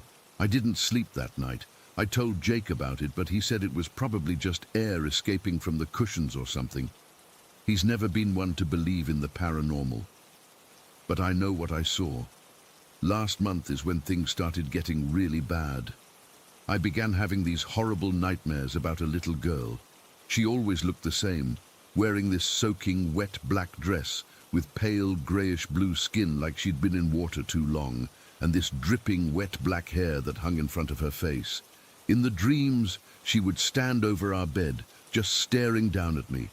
I could feel her trying to... I don't know how to describe it. It was like she was trying to pull something out of me, my soul maybe. It sounds crazy writing it out, but in the dreams, I could physically feel this tugging sensation from my chest. I had the same nightmare 4 nights in a row. On the 4th night, I woke up around 3 a.m. and couldn't get back to sleep. I decided to go downstairs to the reading room to grab a book. Anything to distract myself. As I was standing by the bookshelf, I heard this dripping sound coming from the landing on the stairs. Drip, drip, drip, like water hitting the hardwood. I turned around, and there she was, the exact same little girl. From my dreams, standing on the landing, water pooling around her bare feet. I couldn't move, I couldn't scream. I just stood there staring at her, and she stared back at me with these hollow, dark eyes. After what felt like forever, I managed to fumble for my phone and turn on the flashlight. As soon as the light hit her, she was gone. The water was gone too. No evidence she'd ever been there. That brings me to yesterday. I thought things couldn't get worse, but I was so wrong. I was taking a nap upstairs in the afternoon because I haven't been sleeping well at night for obvious reasons. I was just drifting off when I heard a woman's voice saying my name. Sophia, Sophia, wake up, Sophia. The voice was sickeningly sweet, like someone trying to sound nice but failing miserably. There was something deeply wrong with it, like it was almost, but not quite human. I bolted upright in bed, and my ears started ringing so loudly I thought my head would explode. All the lights in the room began flickering rapidly, even though it was daytime and they weren't even turned on. The flickering created this strobe effect that made the room seem like it was moving. I scrambled out of bed and ran downstairs to find Jake, who was working in his home office. By the time I got to him, the ringing had stopped, and I probably sounded like a complete lunatic trying to explain what happened. He came upstairs with me to check things out, but of course, everything was normal. He gave me that look, the one that says, "I'm humoring you, but I think you're being ridiculous," and went back to work. I spent the rest of the day on edge, jumping at every little sound. That night, we went to bed around 11. I couldn't sleep, but Jake dozed off right away. Around 1 in the morning, he suddenly sat bolt upright in bed, eyes wide open, frantically looking around the room like he was searching for something. I asked him what was wrong, but he didn't respond. It was like he didn't even hear me. After about 30 seconds, he laid back down and went right back to sleep. I shook him awake and asked him what happened, but he had no memory of sitting up at all. 2 hours later, it happened again. This time, he was muttering something under his breath that I couldn't make out. His eyes were open, but there was something off about them, like he wasn't really seeing anything. Again, when I asked him about it in the morning, he had no recollection. I was completely freaked out by then. While Jake was in the shower, I went down to the reading room again, thinking maybe I could find some information about the house's history that might explain what was happening. Oliver followed me down and seemed fine at first, but then he suddenly stopped at the bottom of the stairs, staring up into the darkness of the stairwell.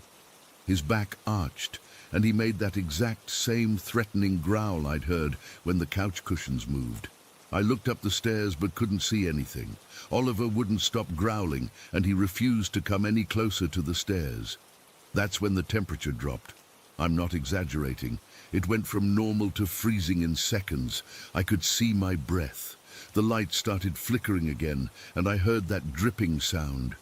Drip, drip, drip. But this time, it wasn't coming from the landing. It was coming from right behind me. I turned around slowly, and there she was, the little girl, standing inches away from me. Up close, I could see details I hadn't noticed before. Her skin wasn't just pale. It had this mottled, bloated look to it. Her lips were blue, and her eyes, they were completely black with no whites at all. Water was dripping from her clothes and hair onto the floor, but the puddle forming beneath her wasn't clear. It was dark, almost black. She reached out one small, waterlogged hand toward my face. I couldn't move. I couldn't breathe. Her fingers were just about to touch my cheek when Oliver let out the most horrific yowl I've ever heard and launched himself between us, hissing and spitting at the girl. She jerked back, her face twisting into something inhuman. Her jaw literally dropped down to her chest, and her mouth opened impossibly wide, revealing rows of needle-like teeth. A sound came out of her that I can't even describe, like 1,000 voices screaming underwater. I grabbed Oliver and ran. I didn't stop until I was outside on the front lawn, shaking and crying. Jake found me there 15 minutes later when he got out of the shower. He thought I was having some kind of breakdown. I refused to go back inside until he checked the whole house. He did, reporting nothing unusual, of course. I made him look for water on the reading room floor, bone dry. I made him check the temperature, completely normal. I even made him look at the security camera footage from the reading room. We installed cameras a few months ago after I started getting scared, but there was nothing on it, Just me, standing alone, apparently talking to thin air, then suddenly grabbing the cat and running out. Jake's convinced I need to see someone about anxiety or possible hallucinations. Maybe he's right. But how do you explain Oliver's behavior? The couch cushions. Jake sitting up in bed with no memory of it? The death certificate I found? The way Melissa refused to go to the third floor? I'm sitting in our guest bedroom right now because I refused to sleep in our room. Jake's upstairs, sleeping peacefully like nothing happened. But I know something's in this house. Multiple somethings, maybe. The little girl isn't alone. I'm sure of it. Whatever made the cushions sink down isn't the same entity as the girl. And the woman's voice calling my name, that's something else entirely. I don't know what to do. I love this house. But after a year of escalating encounters, I'm terrified of what might happen next. I need help identifying what's haunting our home and how to get rid of it before something truly terrible happens. Because I can't shake the feeling that whatever these entities are, they're getting stronger. And they want something from us. I just heard footsteps in the hallway outside this room. Heavy footsteps, too heavy to be Jake's. I'm not opening the door to check. Story 13. I've never been the type to believe in ghosts or anything supernatural. Sure, I'd watch horror movies and read creepy stories online, but I always considered myself pretty grounded in reality. That changed last month, and I still don't know how to process what happened. For some context, I lived with my mum and younger sister in Whispering Pines for most of my life.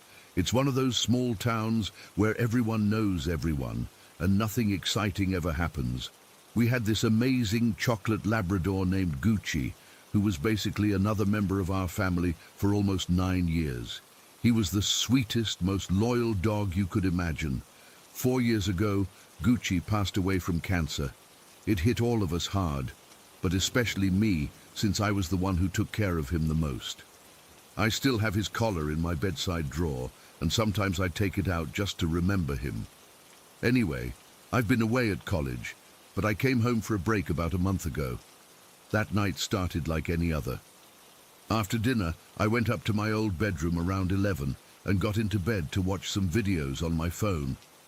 My room is on the second floor, at the end of the hallway. It's pretty small but cozy, just my twin bed against the wall, a dresser and a desk. I was exhausted from the drive home, so I was planning to watch just one video before going to sleep. I remember taking my earphones out around midnight and putting my phone on the charger. The house was completely silent, except for the occasional creaking that old houses make. My mum and sister were already asleep. My mum's room is downstairs, and my sister's is across the hall, from mine. I was lying on my side, facing the wall, when I heard it, the unmistakable sound of dog paws on the hardwood stairs. It was that specific pattern, the rhythm of 4 paws climbing one step at a time, with the slight pause between steps. At first, I didn't think anything of it. My brain just registered dog sounds without processing the fact that we no longer had a dog. The sound continued down the hallway, the distinct click, click, click of nails on wood. It was so familiar. Gucci was slightly overweight, so his walk had this particular heaviness to it that was completely recognizable to me. The footsteps stopped right outside my door, which was partially open. Then I heard the sound of a dog entering my room, that shuffling noise their paws make on carpet. Still half asleep, I felt something jump onto my bed. The mattress dipped behind my knees, and I felt the weight settle in exactly the spot where Gucci used to sleep, in that little nook behind my legs when I laid on my side. I even felt what seemed like the motion of a dog circling before lying down, just like Gucci always did. It wasn't until I felt that familiar weight pressing against the back of my legs that my brain finally caught up. We don't have a dog anymore. Gucci died 4 years ago. My entire body went cold. I was completely frozen, afraid to move or even breathe. The weight behind my legs was unmistakable. It felt exactly like Gucci's 60-pound body curled up in his favorite spot. I laid there for what felt like hours, my heart pounding so hard I thought it might explode. I wanted to turn around, but I was terrified of what I might see, or worse, what I might not see, despite feeling the weight on my bed. Eventually, I gathered enough courage to move my hand. I slowly extended my arm behind me, palm open, the way I used to when Gucci would come looking for pets. What happened next still makes my skin crawl. Something cold and solid, exactly the size and shape of a dog's head, pressed into my palm. I could feel the distinct shape of what seemed like a snout nudging my hand, just like Gucci used to do when he wanted attention. But it was ice cold, not just cool, but a bone-deep coldness that seemed to seep into my hand. I yanked my arm back and tucked it under my blanket, shaking uncontrollably. The strangest part was the pressure in my ears. It's hard to describe, but it felt like when you're on an airplane and your ears need to pop. This pressure would intensify whenever the weight on my bed shifted. It was as if whatever was there was affecting the air around it. I don't know how long I laid there, paralyzed with fear. Maybe an hour. The weight remained constant behind my legs, occasionally shifting slightly, like a dog adjusting its position in sleep. Every time it moved, that weird pressure in my ears would fluctuate. The rational part of my brain tried to come up with explanations. Maybe I was dreaming. Maybe it was sleep paralysis, though I could move if I wanted to. I was just too scared to. Maybe my grief was manifesting physically somehow. But none of those explanations accounted for the weight on my bed, the cold touch against my hand, or the sounds I'd heard coming up the stairs. The most unsettling part was that despite my terror, there was something comforting about the presence.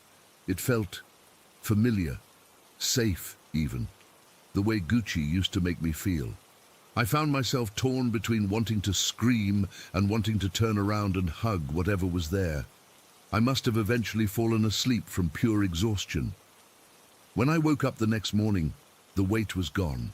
Sunlight was streaming through my window and everything seemed normal. For a moment, I convinced myself it had all been a vivid dream. But then, I noticed something that made my blood run cold again. My bedroom door was closed and locked. From the inside, I always sleep with my door partially open, always have. And I definitely hadn't gotten up in the night to close and lock it. Whatever had come into my room had somehow closed and locked my door. When I went downstairs, my mom was making breakfast. I must have looked terrible because she immediately asked if I was okay. I hesitated before telling her what happened, worried she'd think I was crazy. But she just listened quietly, nodding occasionally. When I finished, she said something that surprised me. Gucci always did love sleeping in your room. Maybe he just wanted to check on you.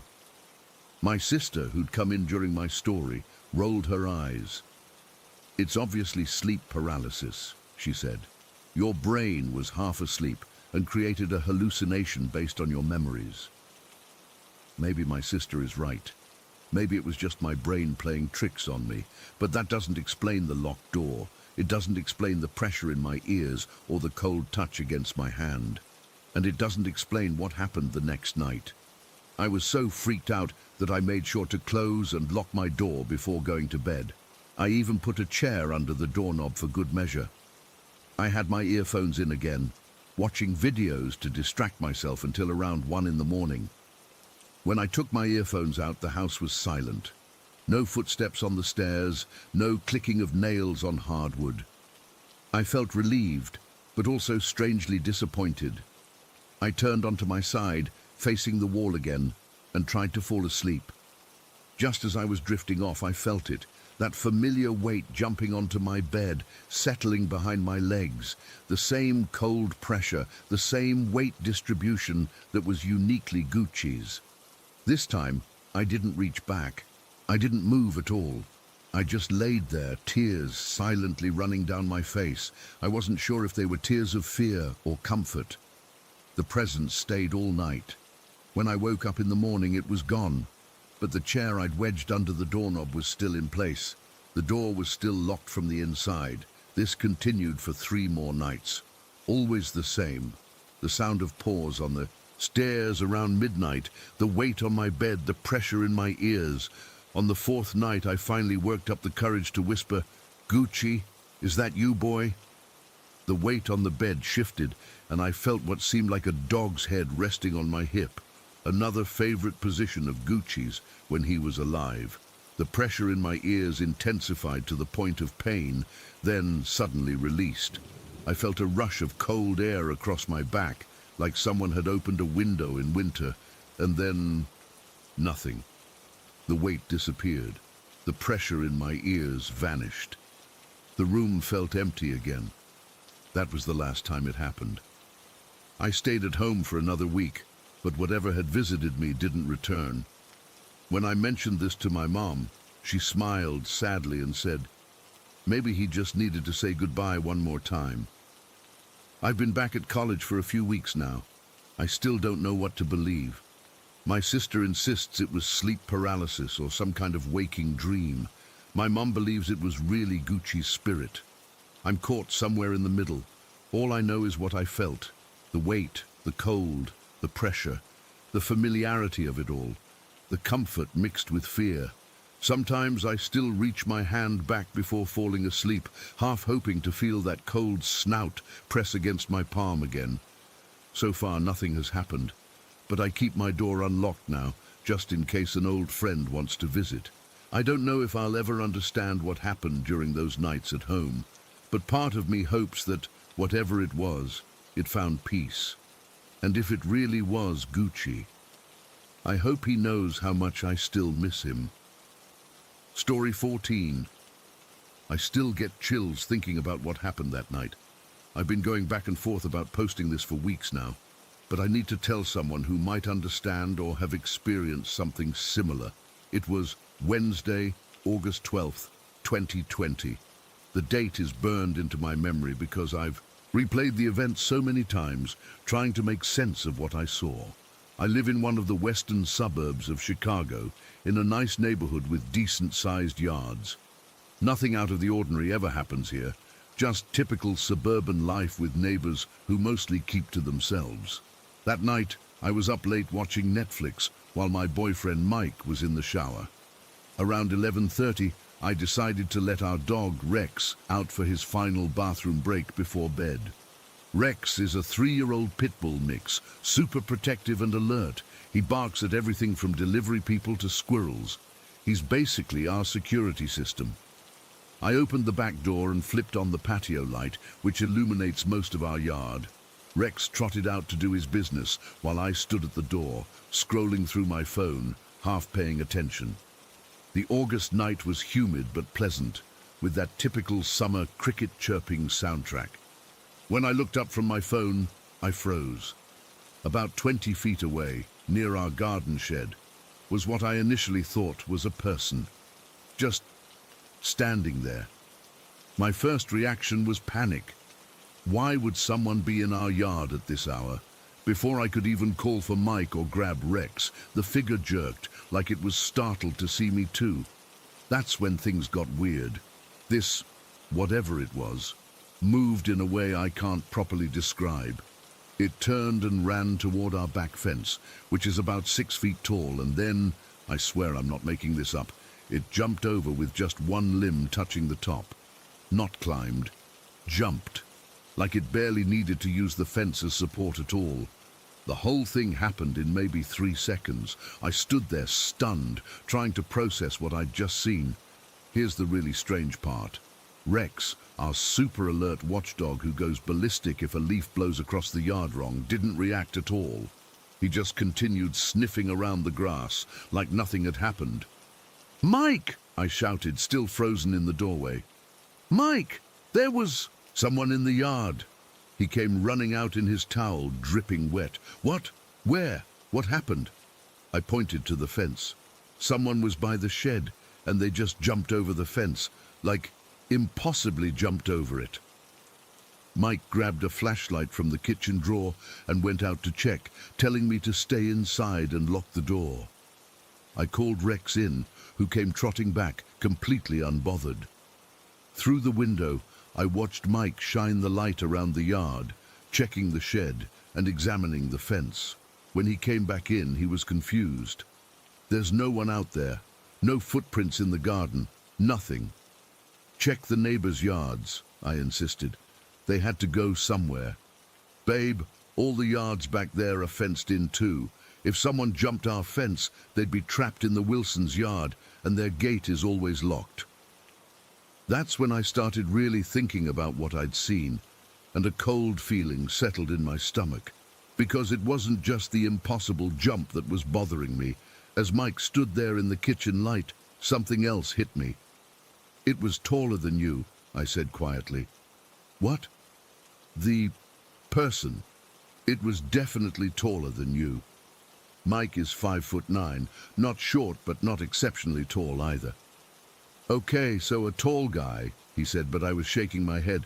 No, it wasn't just that. It was white, like completely white. White guy in a hoodie, maybe. No, Mike, white, like all of it. Like it was wearing all white, or, I struggled to explain, like a white bodysuit or something. There weren't any separate clothes I could make out. Mike was looking at me strangely now. Did you see their face? That question sent an ice-cold wave through me, because I realized I couldn't remember seeing a face at all. Not that it was hidden or turned away. It just seemed like there wasn't one, or I somehow hadn't registered it. I started shaking. I don't think it had a face, I whispered. Babe, you were probably just startled and didn't get a good look, Mike said, putting his arm around me. It was dark and it happened fast, but I knew what I saw, or rather, what I didn't see. And it moved wrong, I continued, the memories becoming clearer as I focused on them. Not like running. It was too fluid, like those sped-up nature videos of plants growing, but in reverse, and it made absolutely no sound. Not when it ran across the grass, not when it jumped the fence, nothing. Mike was clearly trying to be supportive, but I could tell he thought I was exaggerating, or that my mind was playing tricks on me. He suggested it might have been a teenager in a white tracksuit playing a prank. But then another detail hit me. Rex didn't bark, Mike. He didn't even notice it. That gave Mike pause, because Rex really does bark at everything. Maybe he knew the person, Mike suggested weakly. He barks at our parents when they visit, I reminded him. He doesn't know anyone enough not to bark. We went around and around like this for about an hour. Mike checked all the doors and windows, even went outside again to look more thoroughly, but found nothing. We eventually went to bed, but I couldn't sleep. I kept replaying those few seconds in my mind, trying to make sense of what I'd seen. The next morning, Mike checked the neighbors' yards with their permission. Nothing. No footprints, no disturbed plants, no sign that anyone had been there. Our neighborhood doesn't have alleys behind the houses, just more fenced yards backing up to each other. For someone to get out of that area, they'd have had to climb multiple fences, making noise the whole way. But there had been no sounds, no dogs barking in the distance, nothing. Over the next few days, I became obsessed with trying to explain what I'd seen. I researched local wildlife, thinking maybe it was some animal standing on its hind legs, but nothing matched. I looked up information about albinism, wondering if maybe it was a person with that condition. But that wouldn't explain the impossible movement or the lack of facial features I could discern. I checked local news for reports of strange sightings or break-ins. Nothing. The image haunted me. That tall, white figure moving with that weird fluidity, clearing a 6-foot fence like it was nothing. The way it had jerked when it noticed me, almost like it was as surprised to see me as I was to see it. A week after the incident, I was home alone while Mike was at work. It was daytime, around 2 in the afternoon, and I was doing laundry. Rex was napping in the living room when suddenly he lifted his head and stared at the back door. He didn't bark, didn't growl, just stared with an intensity that made my skin crawl. I slowly walked to the kitchen window that overlooks the yard. The afternoon sun was bright, illuminating every corner of our property. Nothing was there, but Rex continued to stare, perfectly still, at the back door. After about a minute, he put his head back down and went back to sleep like nothing had happened. That night, I woke up around 3 in the morning with an overwhelming feeling that something was watching me. Our bedroom window faces the backyard, and though the blinds were closed, I couldn't shake the sensation. Rex, who usually sleeps at the foot of our bed, was standing at the bedroom door, his attention fixed on the hallway leading to the kitchen and back door. Again, he made no sound, just stood there, alert but silent. I woke Mike, who checked the house, finding nothing out of place, but Rex remained on edge until sunrise. 2 weeks after my initial sighting, our next-door neighbor mentioned in passing that she'd been having trouble sleeping because she kept hearing what sounded like something moving on her roof at night. "Probably raccoons," she said, "but it doesn't sound heavy enough to be a person, thank goodness." I asked if she'd seen anything unusual in her yard recently. "No," she said, "but my dog's been acting strange, staring at nothing, not barking when the mail carrier comes, which is not like him at all." That cold feeling returned to my stomach. I've started keeping a journal of unusual occurrences. 3 houses in our neighborhood have reported power fluctuations. One family's security cameras mysteriously stopped working for exactly 17 minutes one night. A child 2 streets over told his parents he saw a tall ghost watching him from the tree line at the park. Small things, things that could be easily explained away, but together they form a pattern that terrifies me. I still let Rex out at night, but I never stand at the door anymore. I watch from the window, scanning the yard carefully before opening the door, and I bring him in quickly. Mike installed motion sensor lights that cover every inch of our property. They've triggered twice in the middle of the night in the past month. Both times when we looked out, nothing was there, just our empty yard brightly illuminated. The most recent incident was just last night. I woke up at exactly 3:33 in the morning, that same feeling of being watched washing over me. Rex wasn't on the bed. I found him in the living room, sitting perfectly still, staring at the sliding glass door that leads to our patio. I stood behind him, peering into the darkness beyond the glass. For a moment, I thought I saw something. A tall, white shape at the edge of our property. But when I blinked, it was gone. This morning, I found strange markings in the soil of my garden. Not footprints exactly, but areas where the dirt had been disturbed in a pattern I can't explain. Like something had been examining my tomato plants. I don't know what was in our yard that night. I don't know if it was human, animal, or something else entirely. But I know what I saw, and I know it wasn't normal. The way it moved, the complete silence, the unnatural whiteness, and the apparent lack of facial features. None of it makes sense. What terrifies me most is the thought that it might come back, that maybe it never really left, that whatever it is, it's curious about us. I still get goosebumps every time I think about it. That feeling of absolute wrongness when I realized what I was seeing wasn't human. The adrenaline rush as my brain tried to process something it couldn't understand. Has anyone else experienced anything like this? I need to know I'm not going crazy. I need to know if anyone else has seen the white thing that moves without sound and jumps impossible heights, because I'm starting to think it's watching us, learning about us, and I have no idea what it wants. Story 15. I still don't know how to explain what happened to us in that house. It's been 15 years, and I still wake up in cold sweats thinking about it. I was only 6 years old when my mom, my stepdad Mike, and my older brother Ethan moved into what we now just call House 404. My Aunt Sarah and Uncle Dave lived with us too, taking the basement apartment to help with rent. The house was this big Victorian-style place on Riverview Drive, about 40 minutes outside the city. It had 3 bedrooms upstairs, a big living room, kitchen and dining room on the main floor, and that finished basement where my aunt and uncle stayed. It seemed perfect at first. The price was way below market value, which should have been our first clue something was wrong. I remember the day we first viewed the house. It was early February, still freezing cold outside. The realtor, this nervous guy named Keith, kept fidgeting with his tie as he showed us around. The place was empty except for these weird dried roses taped to the walls in random spots, like literally just roses stuck to the wall with clear packing tape.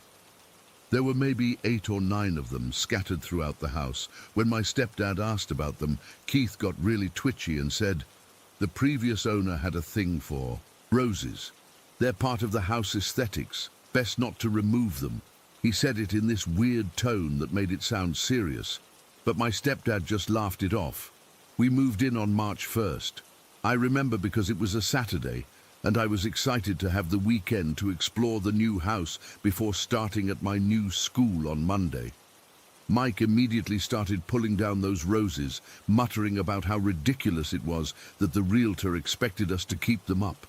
My mom didn't seem to care either way. She was just happy to have a house big enough for all of us. The weird stuff started that very first night. I was given the smallest bedroom upstairs, across from Ethan's room. My first night there, I couldn't sleep. Everything felt wrong. The air was heavy, like when you're about to get a thunderstorm, but inside the house. I remember lying awake, staring at the ceiling, when I first heard it. Footsteps pacing back and forth in Ethan's room. Slow, deliberate steps. The thing is, Ethan wasn't even home that night. He was staying at our grandma's because he had a basketball tournament early the next morning and she lived closer to the gym. I was terrified but convinced myself it was just the house settling or something. That's what adults always say, right? But the next morning when I mentioned it to my mom, she just looked uncomfortable and changed the subject. Within a week, everyone in the house had experienced something. Aunt Sarah and Uncle Dave complained about hearing footsteps above them when everyone was out. Our dog, Cooper, a usually fearless German shepherd, refused to go upstairs. He would stand at the bottom of the stairs, hackles raised, growling. Sometimes he'd bark frantically at Ethan's closed bedroom door, even when no one was inside. I started having nightmares about a woman with long, dark hair. In the dreams, she'd be standing over my bed just watching me. I'd wake up gasping for breath, convinced someone was in my room. I started sleeping, with my lamp on. About 3 weeks after we moved in, Ethan had some friends over. I remember it was a Friday night because my mum and Mike had gone out for dinner, leaving Aunt Sarah to watch us. Ethan and his friends decided to play hide and seek in the dark, and since I was the annoying little brother, they reluctantly let me join in. One of Ethan's friends, Josh, was it first. I hid behind the washing machine in the laundry room off the kitchen. I remember being squeezed in that tight space, trying not to giggle and give myself away. I could hear Josh counting, then the sound of him searching through the house, finding the other kids one by one. I must have been hiding for about 15 minutes when I heard Josh scream. Not like a playful scream from being found, but a genuine, terrified scream. I wiggled out from behind the washer and ran toward the sound. Everyone else did too. We found Josh at the top of the stairs, pale and shaking. He was 13, same as Ethan, but in that moment he looked about 5 years old. He was stammering, barely able to form words. When he finally calmed down enough to speak, he told us he'd been searching Ethan's room when he saw footprints appear on the carpet. Not like someone walking in with dirty shoes, like invisible feet pressing down into the carpet, one after another, crossing the room. Then he said he felt breath on his neck, and a woman's voice whispered, "You're not supposed to be here." Everyone laughed it off, calling him a chicken, but I could tell Ethan was freaked out too. He'd been avoiding his room as much as possible, always making excuses to sleep on the couch or at friends' houses. While everyone was distracted with Josh, I went back to the laundry room to make sure I hadn't left any evidence of my hiding spot. That's when I noticed something behind the washer that made my blood run cold. There was writing on the wall, in what looked like red marker or paint. "These roses shall not be removed. They keep her, Spirit at bay, I say goodbye, for I'll kill myself today. I ran to get Aunt Sarah, but when we came back, the writing was gone. She didn't believe me, thought I was just caught up in the excitement of Josh's ghost story. But I know what I saw. The activity escalated after that night. Things would go missing, then reappear in strange places. We'd hear knocking on walls, doors would open and close on their own. The temperature in certain parts of the house, especially Ethan's room and the upstairs hallway, would drop suddenly, so cold you could see your breath. But nothing compared to what happened on April 21st. I remember the date exactly because it was my aunt's birthday. We'd had a small party, cake and presents in the dining room. I went to bed early, around 8:30, tired from all the excitement. My mum came up to tuck me in, which was unusual. She normally just called goodnight from downstairs. She seemed nervous, kept looking around my room like she was expecting to see something. Before she left, she hesitated in the doorway and said, "If you hear anything weird tonight, just come downstairs, okay? Don't stay up here alone." Then she gave me this forced smile and closed the door. I fell asleep quickly, but woke up around midnight to the sound of my bedroom door creaking open. I remember lying there frozen, afraid to open my eyes. The footsteps were different this time, lighter, almost like someone tiptoeing. I felt a cold draft sweep across my face. Then my blanket moved. It lifted up a few inches off my legs, then dropped back down. I thought maybe I'd dreamed it, but then it happened again, lifting higher this time. I opened my eyes just as the blanket lifted a third time, all the way up to my chest, suspended in midair as if someone was holding it. I screamed, and in that instant, I felt hands grab my ankles. Not like adult hands, smaller, colder, but strong. They yanked me hard, and I flew out of my bed across the room and slammed into my dresser. The crash brought everyone running. My mom was first through the door, then Mike, then Ethan, who'd been in the bathroom. They found me huddled against the dresser, nose bleeding, sobbing hysterically. My bed was 6 feet away. There's no way I could have thrown myself that far. Mike tried to say I must have had a nightmare and fallen out of bed, but even he didn't sound convinced. My mom just held me, rocking back and forth, whispering, I'm sorry," over and over. We moved out the next day, just packed what we needed, and went to stay with my grandma. Mike went back with Uncle Dave to get the rest of our stuff later that week. He came back white as a sheet, refusing to talk about what, if anything, they'd experienced while clearing out the house. We lost our security deposit and took a huge financial hit breaking the lease, but no one even considered staying another night. My parents divorced less than a year later. I don't think what happened in that house was the only reason, but it definitely accelerated whatever problems they already had. About 2 years after we moved out, my mum finally told me what she'd learned about the house. She'd contacted the Historical Society in town and discovered that in 1995, a man named Robert Crane had murdered his pregnant wife, Ellen, in that house. He'd stabbed her multiple times, then hid her body in the crawl space of the closet in what had been Ethan's bedroom. Then he hung himself from the ceiling fan in that same room. The roses had been from their wedding. Apparently, in the weeks before the murder-suicide, Robert had become convinced that Ellen's spirit would haunt the house after her death. He'd taped the roses to the walls as some kind of protection or containment. The investigator who found the bodies had reported finding a journal where Robert had written about voices telling him to kill Ellen, about how she was changing and not herself anymore. He documented putting up the roses as a way to keep her contained after she was gone. I don't know if Robert was just mentally ill or if there really was something evil in that house that drove him to do what he did. All I know is that the activity started right after Mike removed those roses. Sometimes I wonder if Ellen's spirit targeted me specifically because I was a child, maybe the same age her baby would have been if it had lived. Maybe in her confused, angry state, she thought I was her child, or was angry that I was alive when her baby wasn't. We never reported what happened to anyone official. Who would believe us? But I've spent years researching similar cases, looking for answers. The house is still there on Riverview Drive. It's been sold twice since we lived there.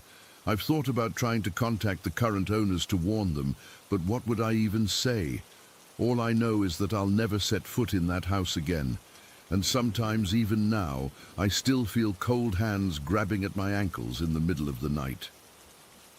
Story 16. I've been working security at Riverside Community Hospital for almost 3 years now, but I still can't shake what happened during my shift last October. I don't usually share this stuff, but I need to get it off my chest, and maybe someone here has experienced something similar. I work second shift, 4 to midnight, which means I'm responsible for the final rounds and securing the building before the night crew takes over. Most of the time it's boring, checking doors, making sure restricted areas stay restricted, and occasionally helping lost visitors find their way out. The hospital is pretty small by most standards, just 4 floors, including the basement. The basement is where most of my work happens at the end of shift. It's got all the supply rooms, some administrative offices, maintenance areas, a couple of bathrooms, and the morgue. My job is to make sure everything down there is locked up tight before I hand over to the night guy. That particular night started like any other. It was a Tuesday, and we'd been short-staffed because of flu season. I remember being tired. I'd picked up an extra shift the day before, and my feet were killing me. Around 11:30, I headed down to do my final basement checks. The basement has always felt off to me. The fluorescent lights buzz constantly, and some flicker, no matter how many times maintenance replaces them. The air is always cooler down there, and sounds echo weirdly through the hallways. I've never liked being down there alone, especially at night, but it was part of the job. I was about halfway through my rounds, checking each door to make sure it was secure. I'd just finished checking the East Wing supply rooms and was heading toward the administrative section when I saw someone walking ahead of me in the hallway. They were wearing blue scrubs. Nothing unusual in a hospital, right? What caught my attention was when they turned left and walked straight through the door to supply room B without swiping a badge or opening the door. Just walked right through it. Now I know what you're thinking. I must have missed seeing them use their badge, or maybe they slipped in before it closed. But I was looking right at them, and that door had been locked when I checked it not 5 minutes earlier. We'd had some issues with supply theft recently, mostly medication and expensive equipment, so security had been told to be extra vigilant. Thinking this might be our thief, I quickened my pace and headed to the supply room. I swiped my badge, heard the familiar click of the lock disengaging, and pushed the door open. The room was empty. It wasn't a large room, maybe 20 feet by 15, with shelves lining the walls and a few freestanding racks in the middle. There was nowhere to hide, except maybe in the small closet at the back. I checked there too. Nothing. I stood in the middle of that room for what felt like forever, trying to make sense of what I'd just seen. Had they somehow slipped past me? But there was only one door, and I'd been standing right in front of it. The room had no windows, no other exits. It was impossible. My radio crackled, making me jump. It was Diane from the front desk, asking if I could escort a nurse down to get some supplies. I responded that I'd meet them at the elevator, grateful for the distraction. When I got to the elevator, I found Jenny, one of the night nurses I'd gotten to know pretty well over the past few years. She looked as tired as I felt. "Thanks for coming up, Mike," she said as we headed back down. "I normally wouldn't bother you, but after what happened last week with Sarah finding that guy hiding in the storage closet..." She shuddered. "No problem," I said. "Better safe than sorry." As we walked through the basement corridors, I found myself scanning every shadow, half expecting to see the person in blue scrubs again. We reached supply room B, and I swiped my badge to let us in. Jenny flipped on the lights and headed straight for a shelf of wound dressings. I stood by the door, watching her gather what she needed, debating whether to mention what I'd seen. "Hey, Jenny," I finally said. Has anyone reported anything weird happening down here? She looked up, her expression curious. Weird how? I shrugged, suddenly feeling foolish. I don't know. Just strange things, like seeing people who shouldn't be here. Jenny set down her supplies and turned to face me fully.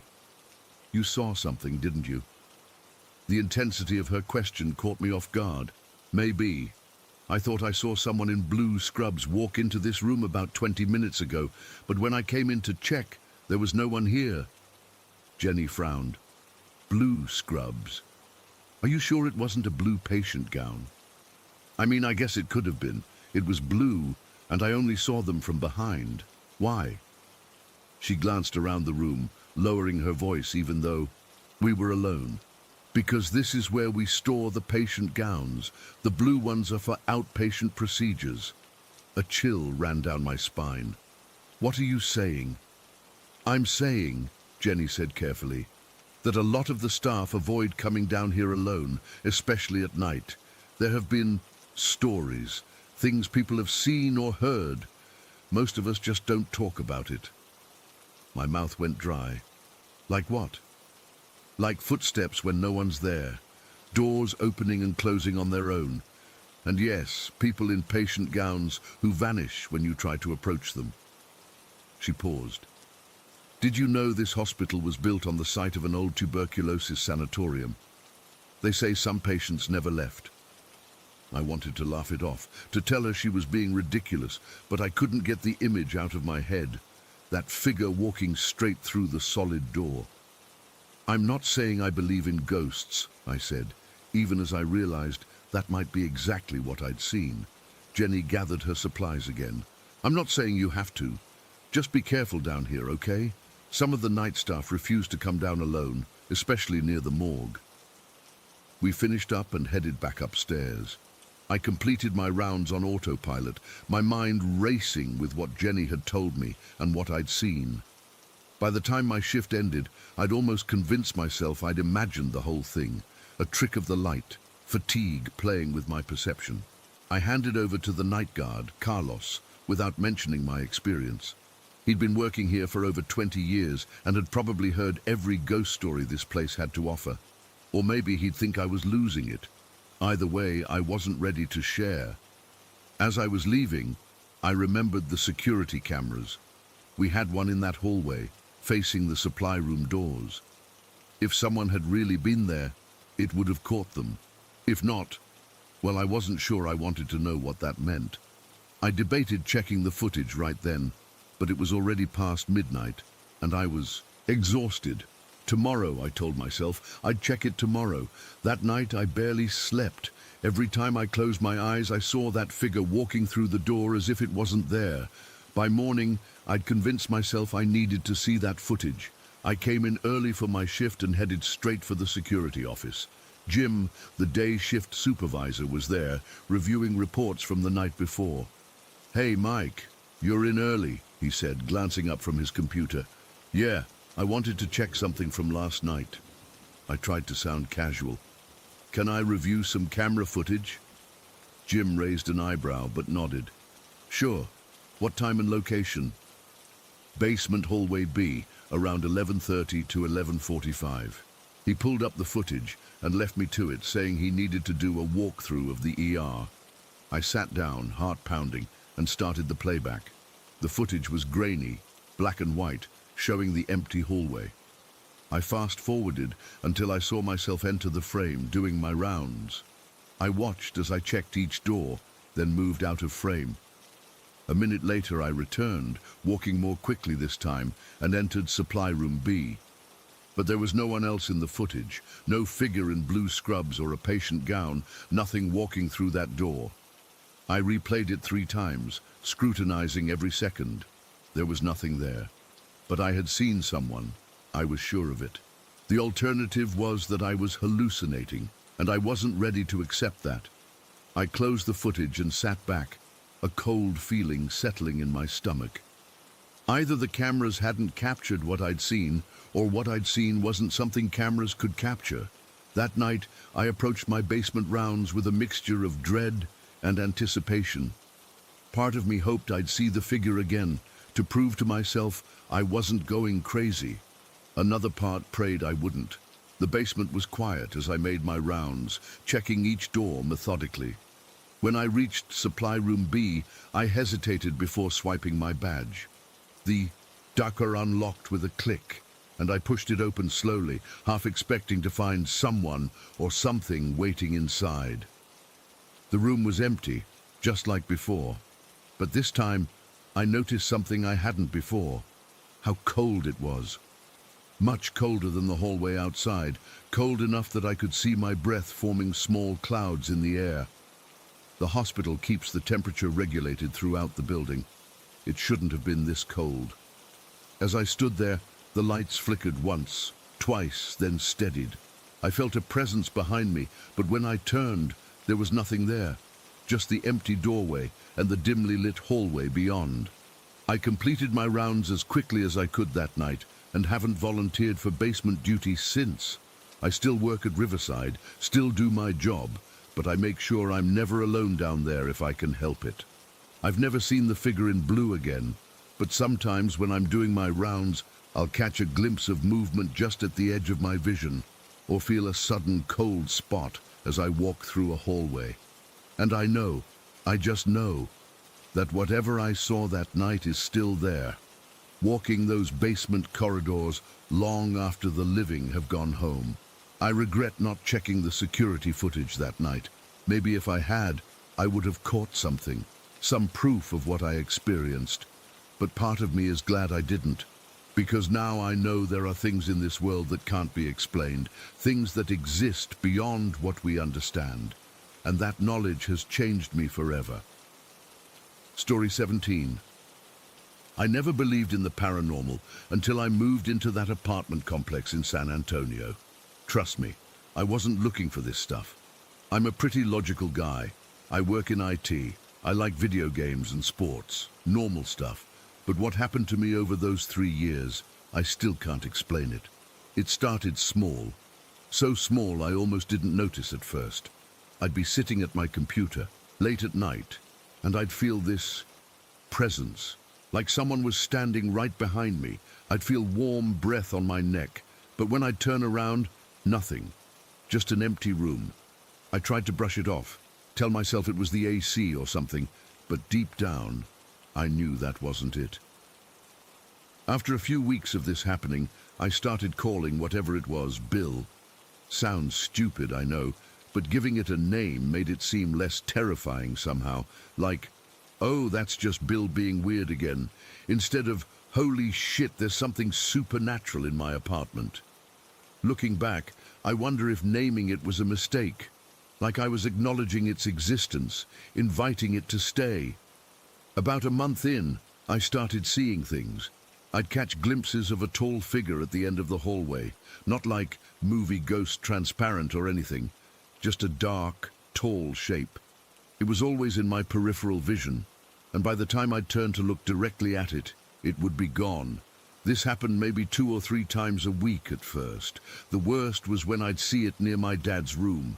My dad would come stay with me sometimes, and I never told him about any of this stuff.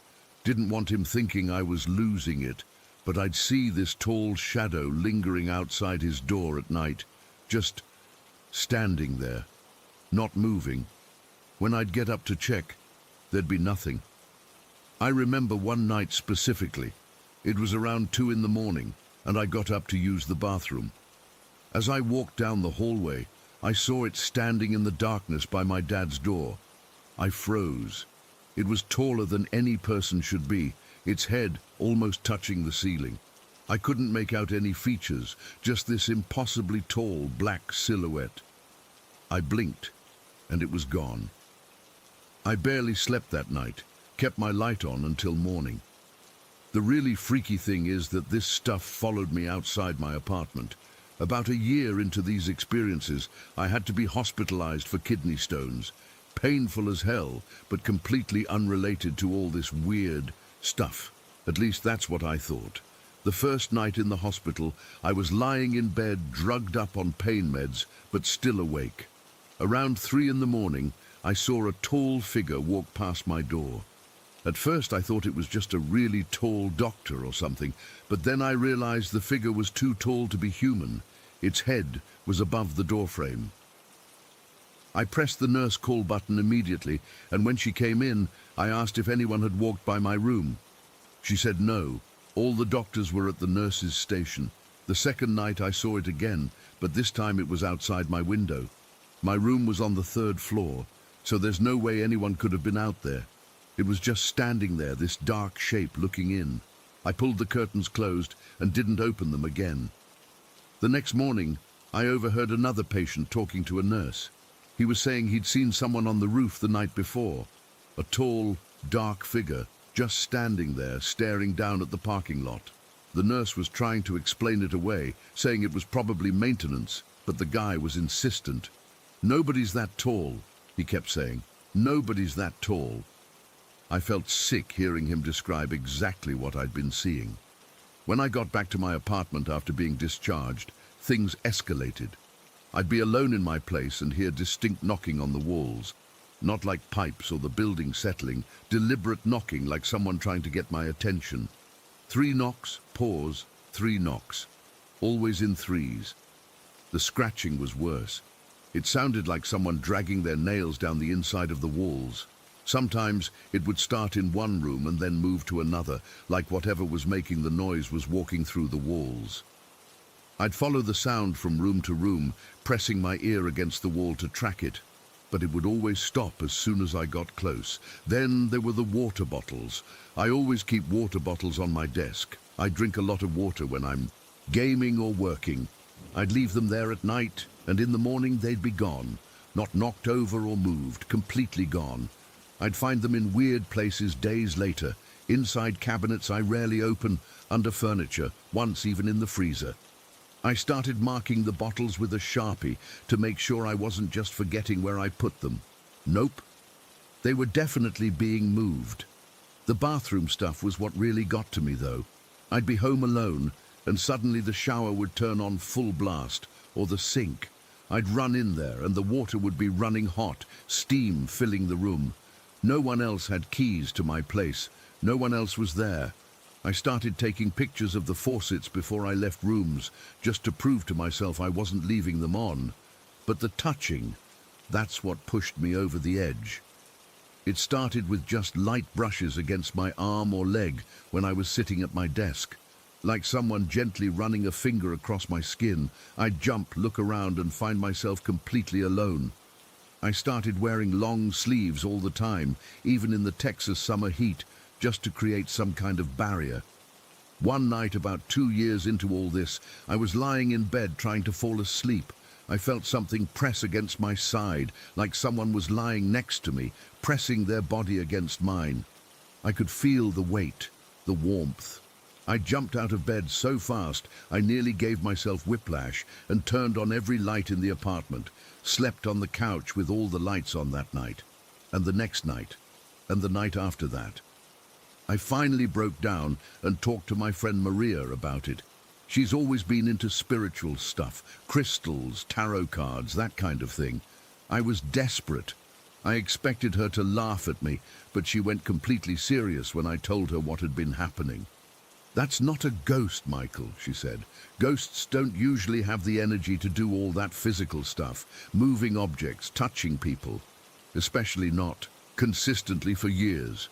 "Then what is it?" I asked, almost not wanting to hear the answer. "It sounds like a demon," she said, "or something similar, something non-human that's attached itself to you." I laughed it off. "Demons? Come on." But the laugh was hollow, and we both knew it. Deep down, I knew whatever was happening wasn't normal, wasn't human. Maria gave me some sage to burn and told me to be firm when addressing it. "Tell it to leave. Mean it. This is your space, not its." I felt ridiculous standing in my apartment that night, burning sage and saying out loud, "This is my home. You are not welcome here. Leave now." But I did it anyway. The smoke detector went off halfway through, which somehow made the whole thing even more depressing. The sage didn't work. If anything, things got worse. The knocking got louder, the scratching more frantic. I'd wake up with unexplained scratches on my arms and back. Small ones, nothing deep, but definitely not there when I went to bed. About 2.5 years in, I had to be hospitalized again, this time for appendicitis, emergency surgery, all that fun stuff. The first night after surgery, still groggy from anesthesia, I saw it again, standing at the foot of my bed, just watching. I was too drugged up to be properly scared, but I remember mumbling, "Go away, Bill." A nurse came in a few minutes later and asked who I was talking to. I didn't have the energy to explain.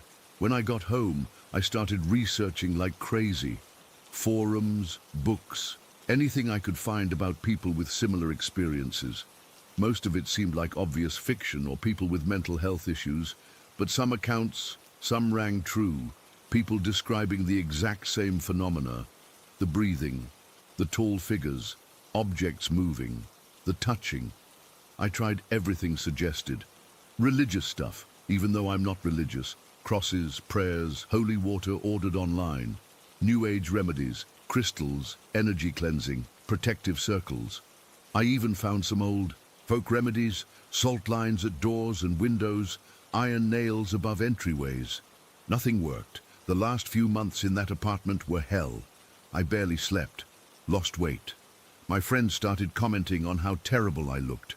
I was jumpy, irritable, couldn't focus at work. Every unexplained sound, every shadow made me freeze in terror. The final straw came when I woke up one night to find all the furniture in my living room rearranged. Not like it had been moved a few inches, completely rearranged. The couch was on the opposite wall. The TV stand was blocking the kitchen entrance. My gaming chair was in the middle of the room, facing the hallway, like someone had been sitting there, watching my bedroom. I moved out the next day, left most of my stuff behind, crashed with a friend until I found a new place. I've been in my new apartment for 8 months now, and so far, nothing weird has happened. No breathing, no tall figures, no missing water bottles or phantom touches. Sometimes I wonder if it was all in my head. Stress, maybe. Sleep deprivation. Carbon monoxide, though I had detectors everywhere. But then, I remember the other patient at the hospital describing exactly what I'd been seeing. The impossible height, the stillness of it. I still don't know what was in that apartment or why it focused on me. I don't know if it was really a demon like Maria suggested or something else entirely. All I know is that for 3 years, something was there with me, watching me, following me, touching me. And sometimes, when I'm alone at night, I still catch myself looking over my shoulder, half expecting to see a tall, dark figure standing behind me. Story 18. I never believed in ghosts or anything paranormal until about 7 months ago.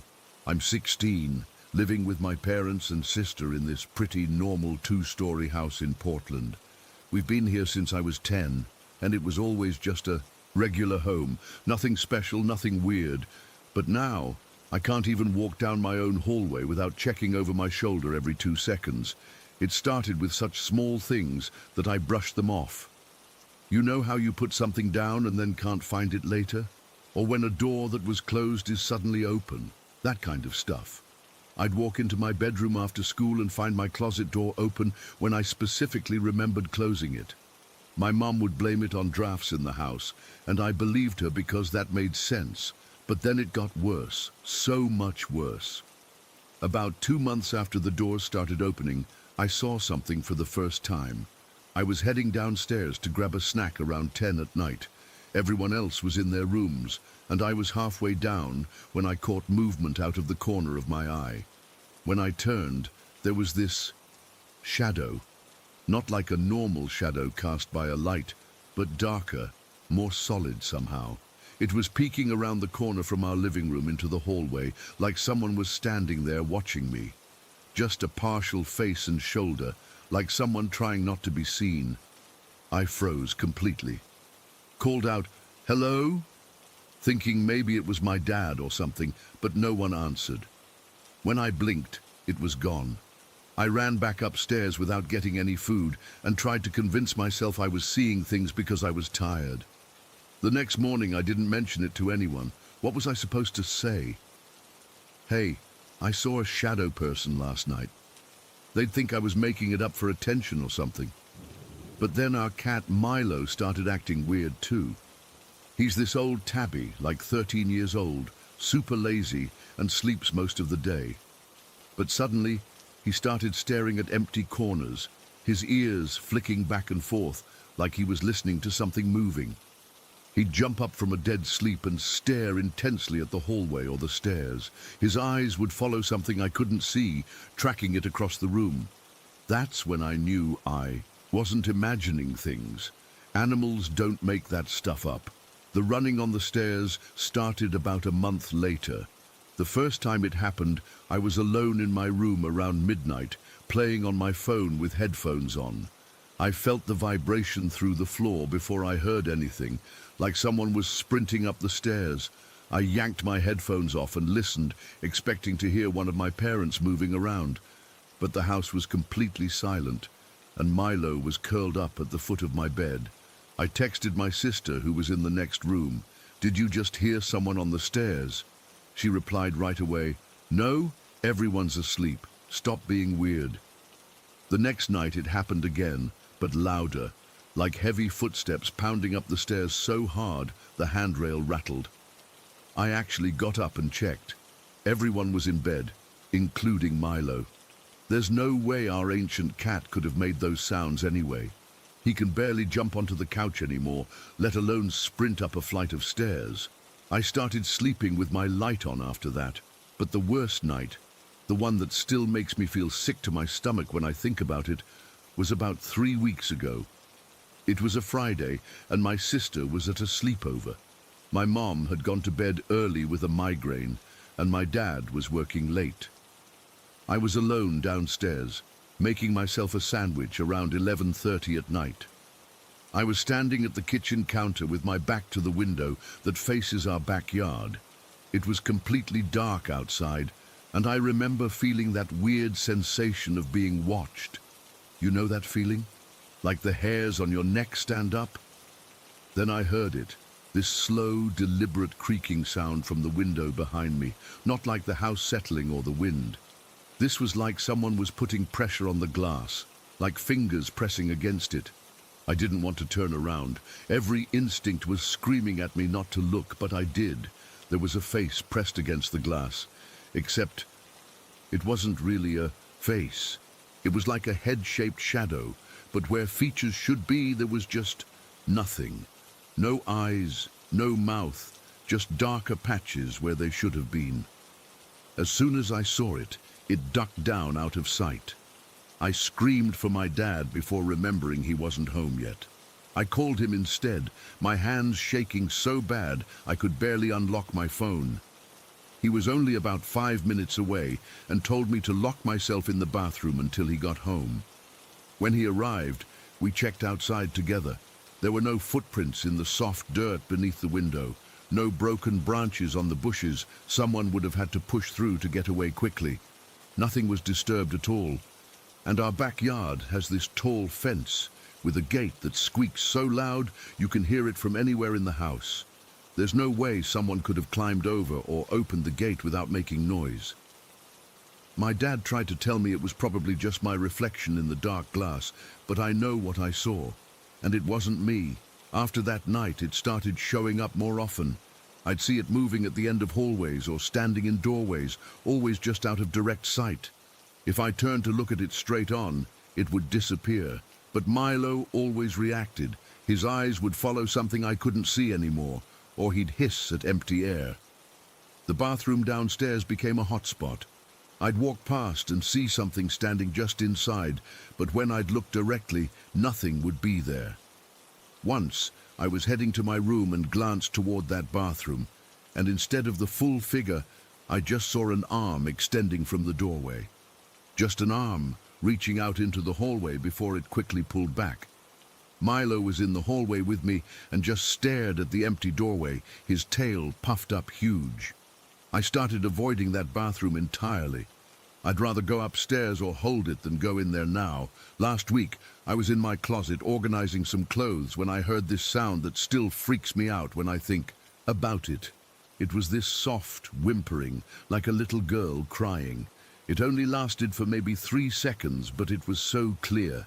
It came from right behind me, inside my closet, where there was barely room for me to stand, let alone anyone else.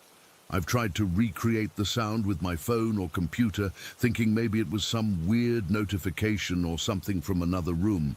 Nothing matches it.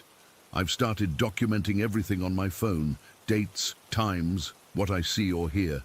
I thought maybe I could find a pattern, but it seems random, except that it's getting more frequent and bolder, like it's not trying to hide anymore. My parents think I'm overreacting or making it up. My dad suggested maybe I'm stressed about school or something. My mom thinks I'm watching too many horror videos online. My sister just rolls her eyes whenever I mention it, but they don't see what I see. They're not the ones it's interested in, because that's the thing that scares me most. It seems focused on me specifically.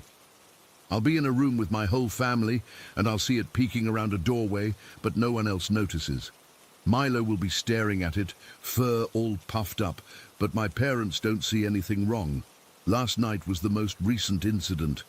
I was trying to fall asleep, had finally managed to doze off around 1 in the morning when I felt my mattress sink down near my feet, like someone sitting on the edge of my bed. I froze, eyes still closed, trying to convince myself it was Milo. Then I remembered I'd closed my bedroom door, and Milo was sleeping with my sister. I lay there for what felt like forever, afraid to open my eyes. The weight didn't move. I could feel myself starting to panic, my breathing getting faster. Finally, I couldn't take it anymore and looked. There was nothing there, no indent on the blanket, nothing. But as I was about to lie back down, I noticed my closet door was open about 6 inches. I always keep it closed at night. Always. I grabbed my pillow and slept on the couch downstairs with all the lights on. I don't know what this thing is. I don't know if it's a ghost or something else. I don't know why it's here or what it wants from me. All I know is that I don't feel safe in my own home anymore. I'm writing this because I don't know what else to do. My parents won't listen. I can't move out. I'm only 16. Has anyone else experienced anything like this? Does anyone know what I'm dealing with or how to make it stop? Because I'm scared it's only going to get worse, and I don't know how much more of this I can take. Story 19. I still get goosebumps thinking about this, even though it happened 12 years ago. I've never shared this with anyone outside the military, partly because I didn't want to sound crazy, but mostly because remembering it makes my skin crawl. I was 17 when I enlisted in the army back in 2011, young and stupid, thinking I'd be some kind of hero. They shipped me to Fort Benning in Georgia for infantry training. The heat was brutal, especially for someone from upstate New York. We'd run for miles in that southern humidity, and I swear my lungs never quite adjusted. About 6 weeks in, just as we were nearing the end of infantry school, disaster struck. During a training exercise, I landed wrong and fractured both my shins. The pain was excruciating, like someone had taken a sledgehammer to my legs. The doctor gave me 2 options, medical discharge or physical therapy and rehabilitation, what they call PTRP. Being stubborn and not wanting to fail, I chose rehab. PTRP was this weird limbo. We weren't really training anymore, but we weren't civilians either. We were just waiting to heal.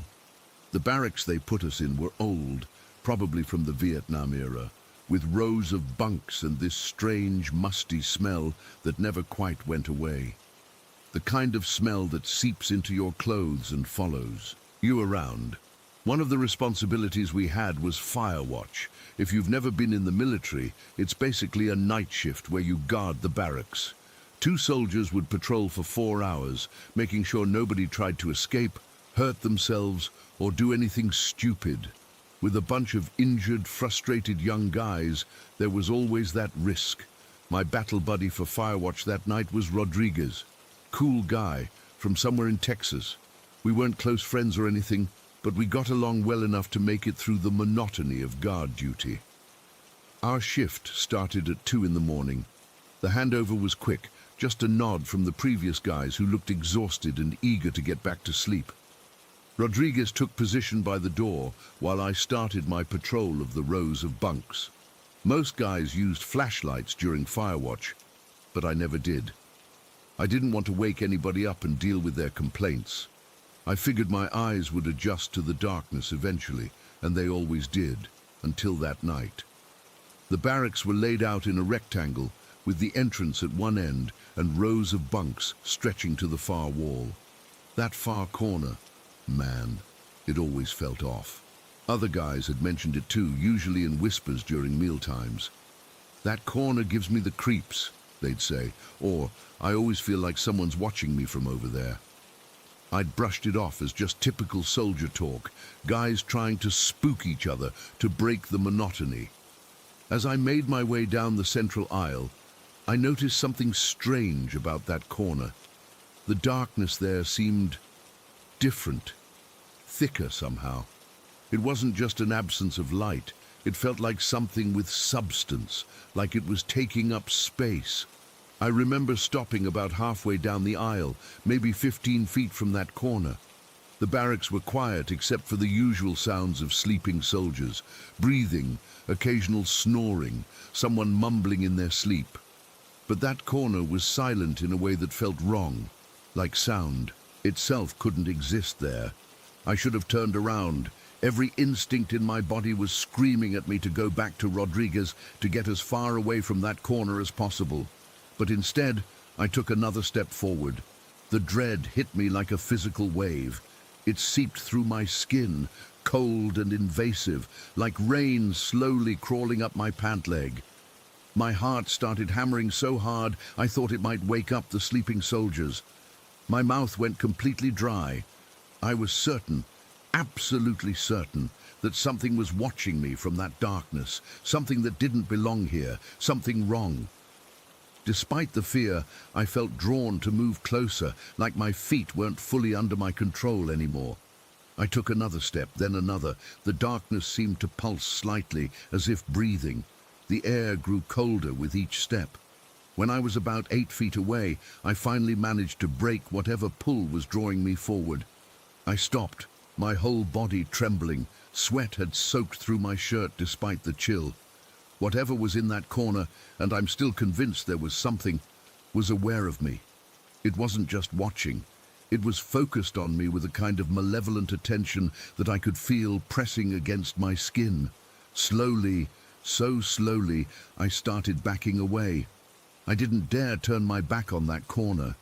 As I retreated, step by careful step, I swear I felt the entity's awareness follow me, not just along the floor, but across the ceiling, like it was flowing along the surfaces of the room.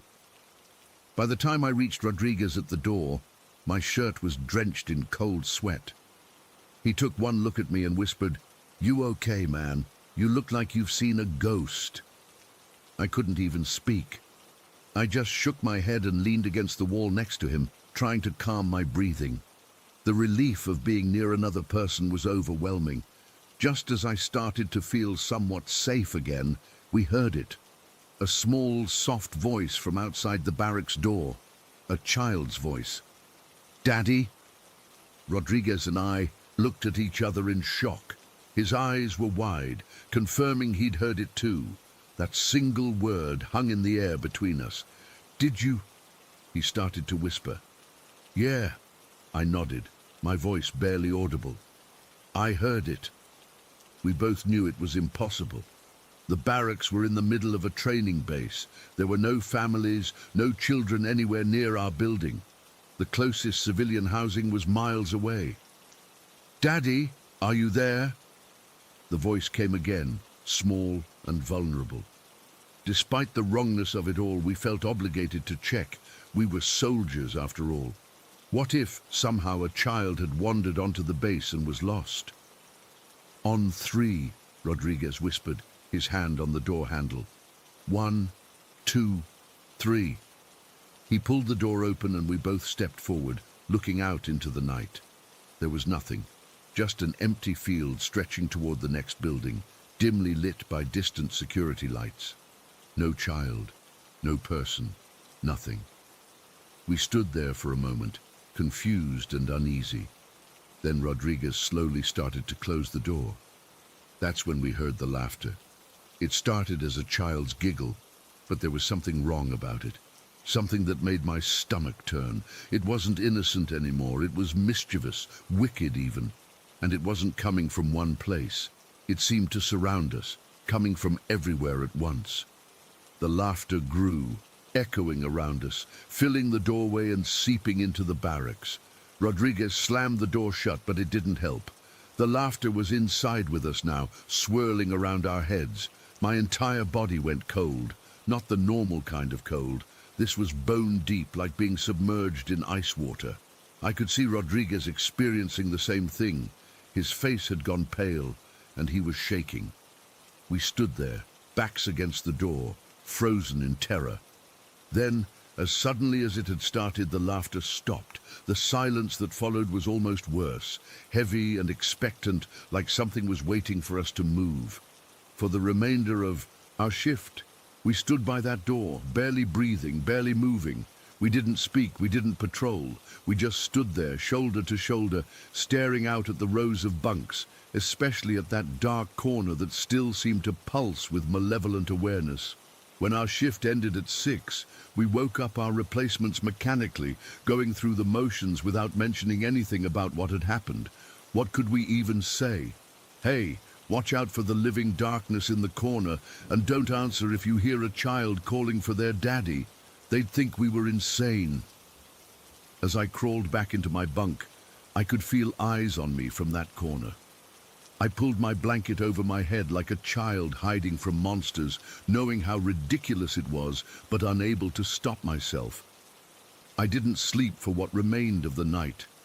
Rodriguez and I never talked about what happened. Not the next day, not ever. We'd pass each other, and there'd be this moment of recognition, a shared look that acknowledged what we'd experienced, but neither of us had the courage to bring it up. It was easier to pretend it never happened. A month later, I completed PTRP and moved on with my training.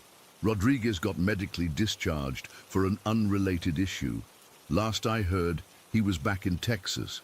I've tried to rationalize it over the years. Sleep deprivation, stress, two young guys spooking each other in the dark. But none of those explanations can account for what we both heard and felt. That presence in the corner, that voice calling Daddy, that laughter that seemed to come from everywhere at once. Sometimes when I'm alone at night and the house gets quiet, I find myself avoiding dark corners. I'll turn on extra lights or rearrange furniture so there are no shadowy spaces where something could wait and watch. My wife thinks I'm just particular about home decor. She doesn't know I'm still afraid of what might be lurking in the darkness. What terrifies me most, even now, is the feeling that whatever was in those barracks that night wasn't just trying to scare us. It was feeding on our fear, manipulating our emotions, drawing us in, playing with us. And sometimes in my darkest moments, I worry that by remembering it, by feeling that fear again, I'm somehow keeping it alive, giving it what it wants. I don't know what happened in those barracks that night. I probably never will. But I know what I felt, what I heard, and I know that whatever it wasn't human. Story 20. I've never really talked about this publicly before. It's not something you bring up in casual conversation without people thinking you're either making it up or completely out of your mind. But I need to get this off my chest, and maybe someone here will understand or have experienced something similar. I grew up in Waverly Creek, in a house that's been in my family since 1903. It's a large Victorian-style home, the kind with high ceilings, creaky wooden floors, and more rooms than we actually needed. It sits on about 5 acres of land, including, and this is important, a small family cemetery in the back corner of the property. According to family records, at least 3 people died inside the house in the early 1900s. One from tuberculosis, one from a fall down the stairs, and an infant who passed away in his sleep. The weird stuff started before I could even remember it.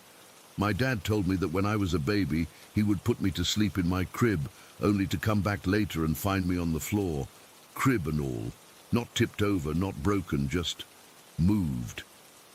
He said it happened at least 5 times, and my parents eventually had to bolt the crib to the floor. They assumed it was the old house settling or the uneven floors, but now I'm not so sure. I think my earliest personal memory of something strange was when I was about 4. I woke up in the middle of the night and saw what looked like silhouettes standing at the foot of my bed. Not just shadows, but distinct human-shaped figures. I wasn't exactly scared, more confused, and I remember calling out for my mom. When she turned on the light, they were gone. She told me it was just a bad dream, but I know what I saw. My brother Jake finally admitted to having his own experience. He said he woke up in the middle of the night and saw a woman in a white nightgown standing at the foot of his bed. The same figure I had described seeing years earlier. He said she looked sad, just staring at him, before she turned and walked through the closed bedroom door. Not opened it, walked through it. The family cemetery on our property doesn't help the creepy factor. It's small, just about 15 graves, dating back to the 1870s. As kids, we were forbidden to play there, which of course made it all the more fascinating. The headstones are old and weathered, some tilting at odd angles, names barely legible after decades of exposure. There's something unsettling about growing up literally steps away from where your ancestors are buried. One summer afternoon, I was helping my mom with gardening near the cemetery. It was a perfectly sunny day, but as we got closer to the graves, the temperature dropped noticeably. It was like walking into a refrigerator. Mum felt it too, and we both stopped at the same time. Neither of us said anything, but we quickly finished what we were doing and moved to another part of the yard. Here's a weird one.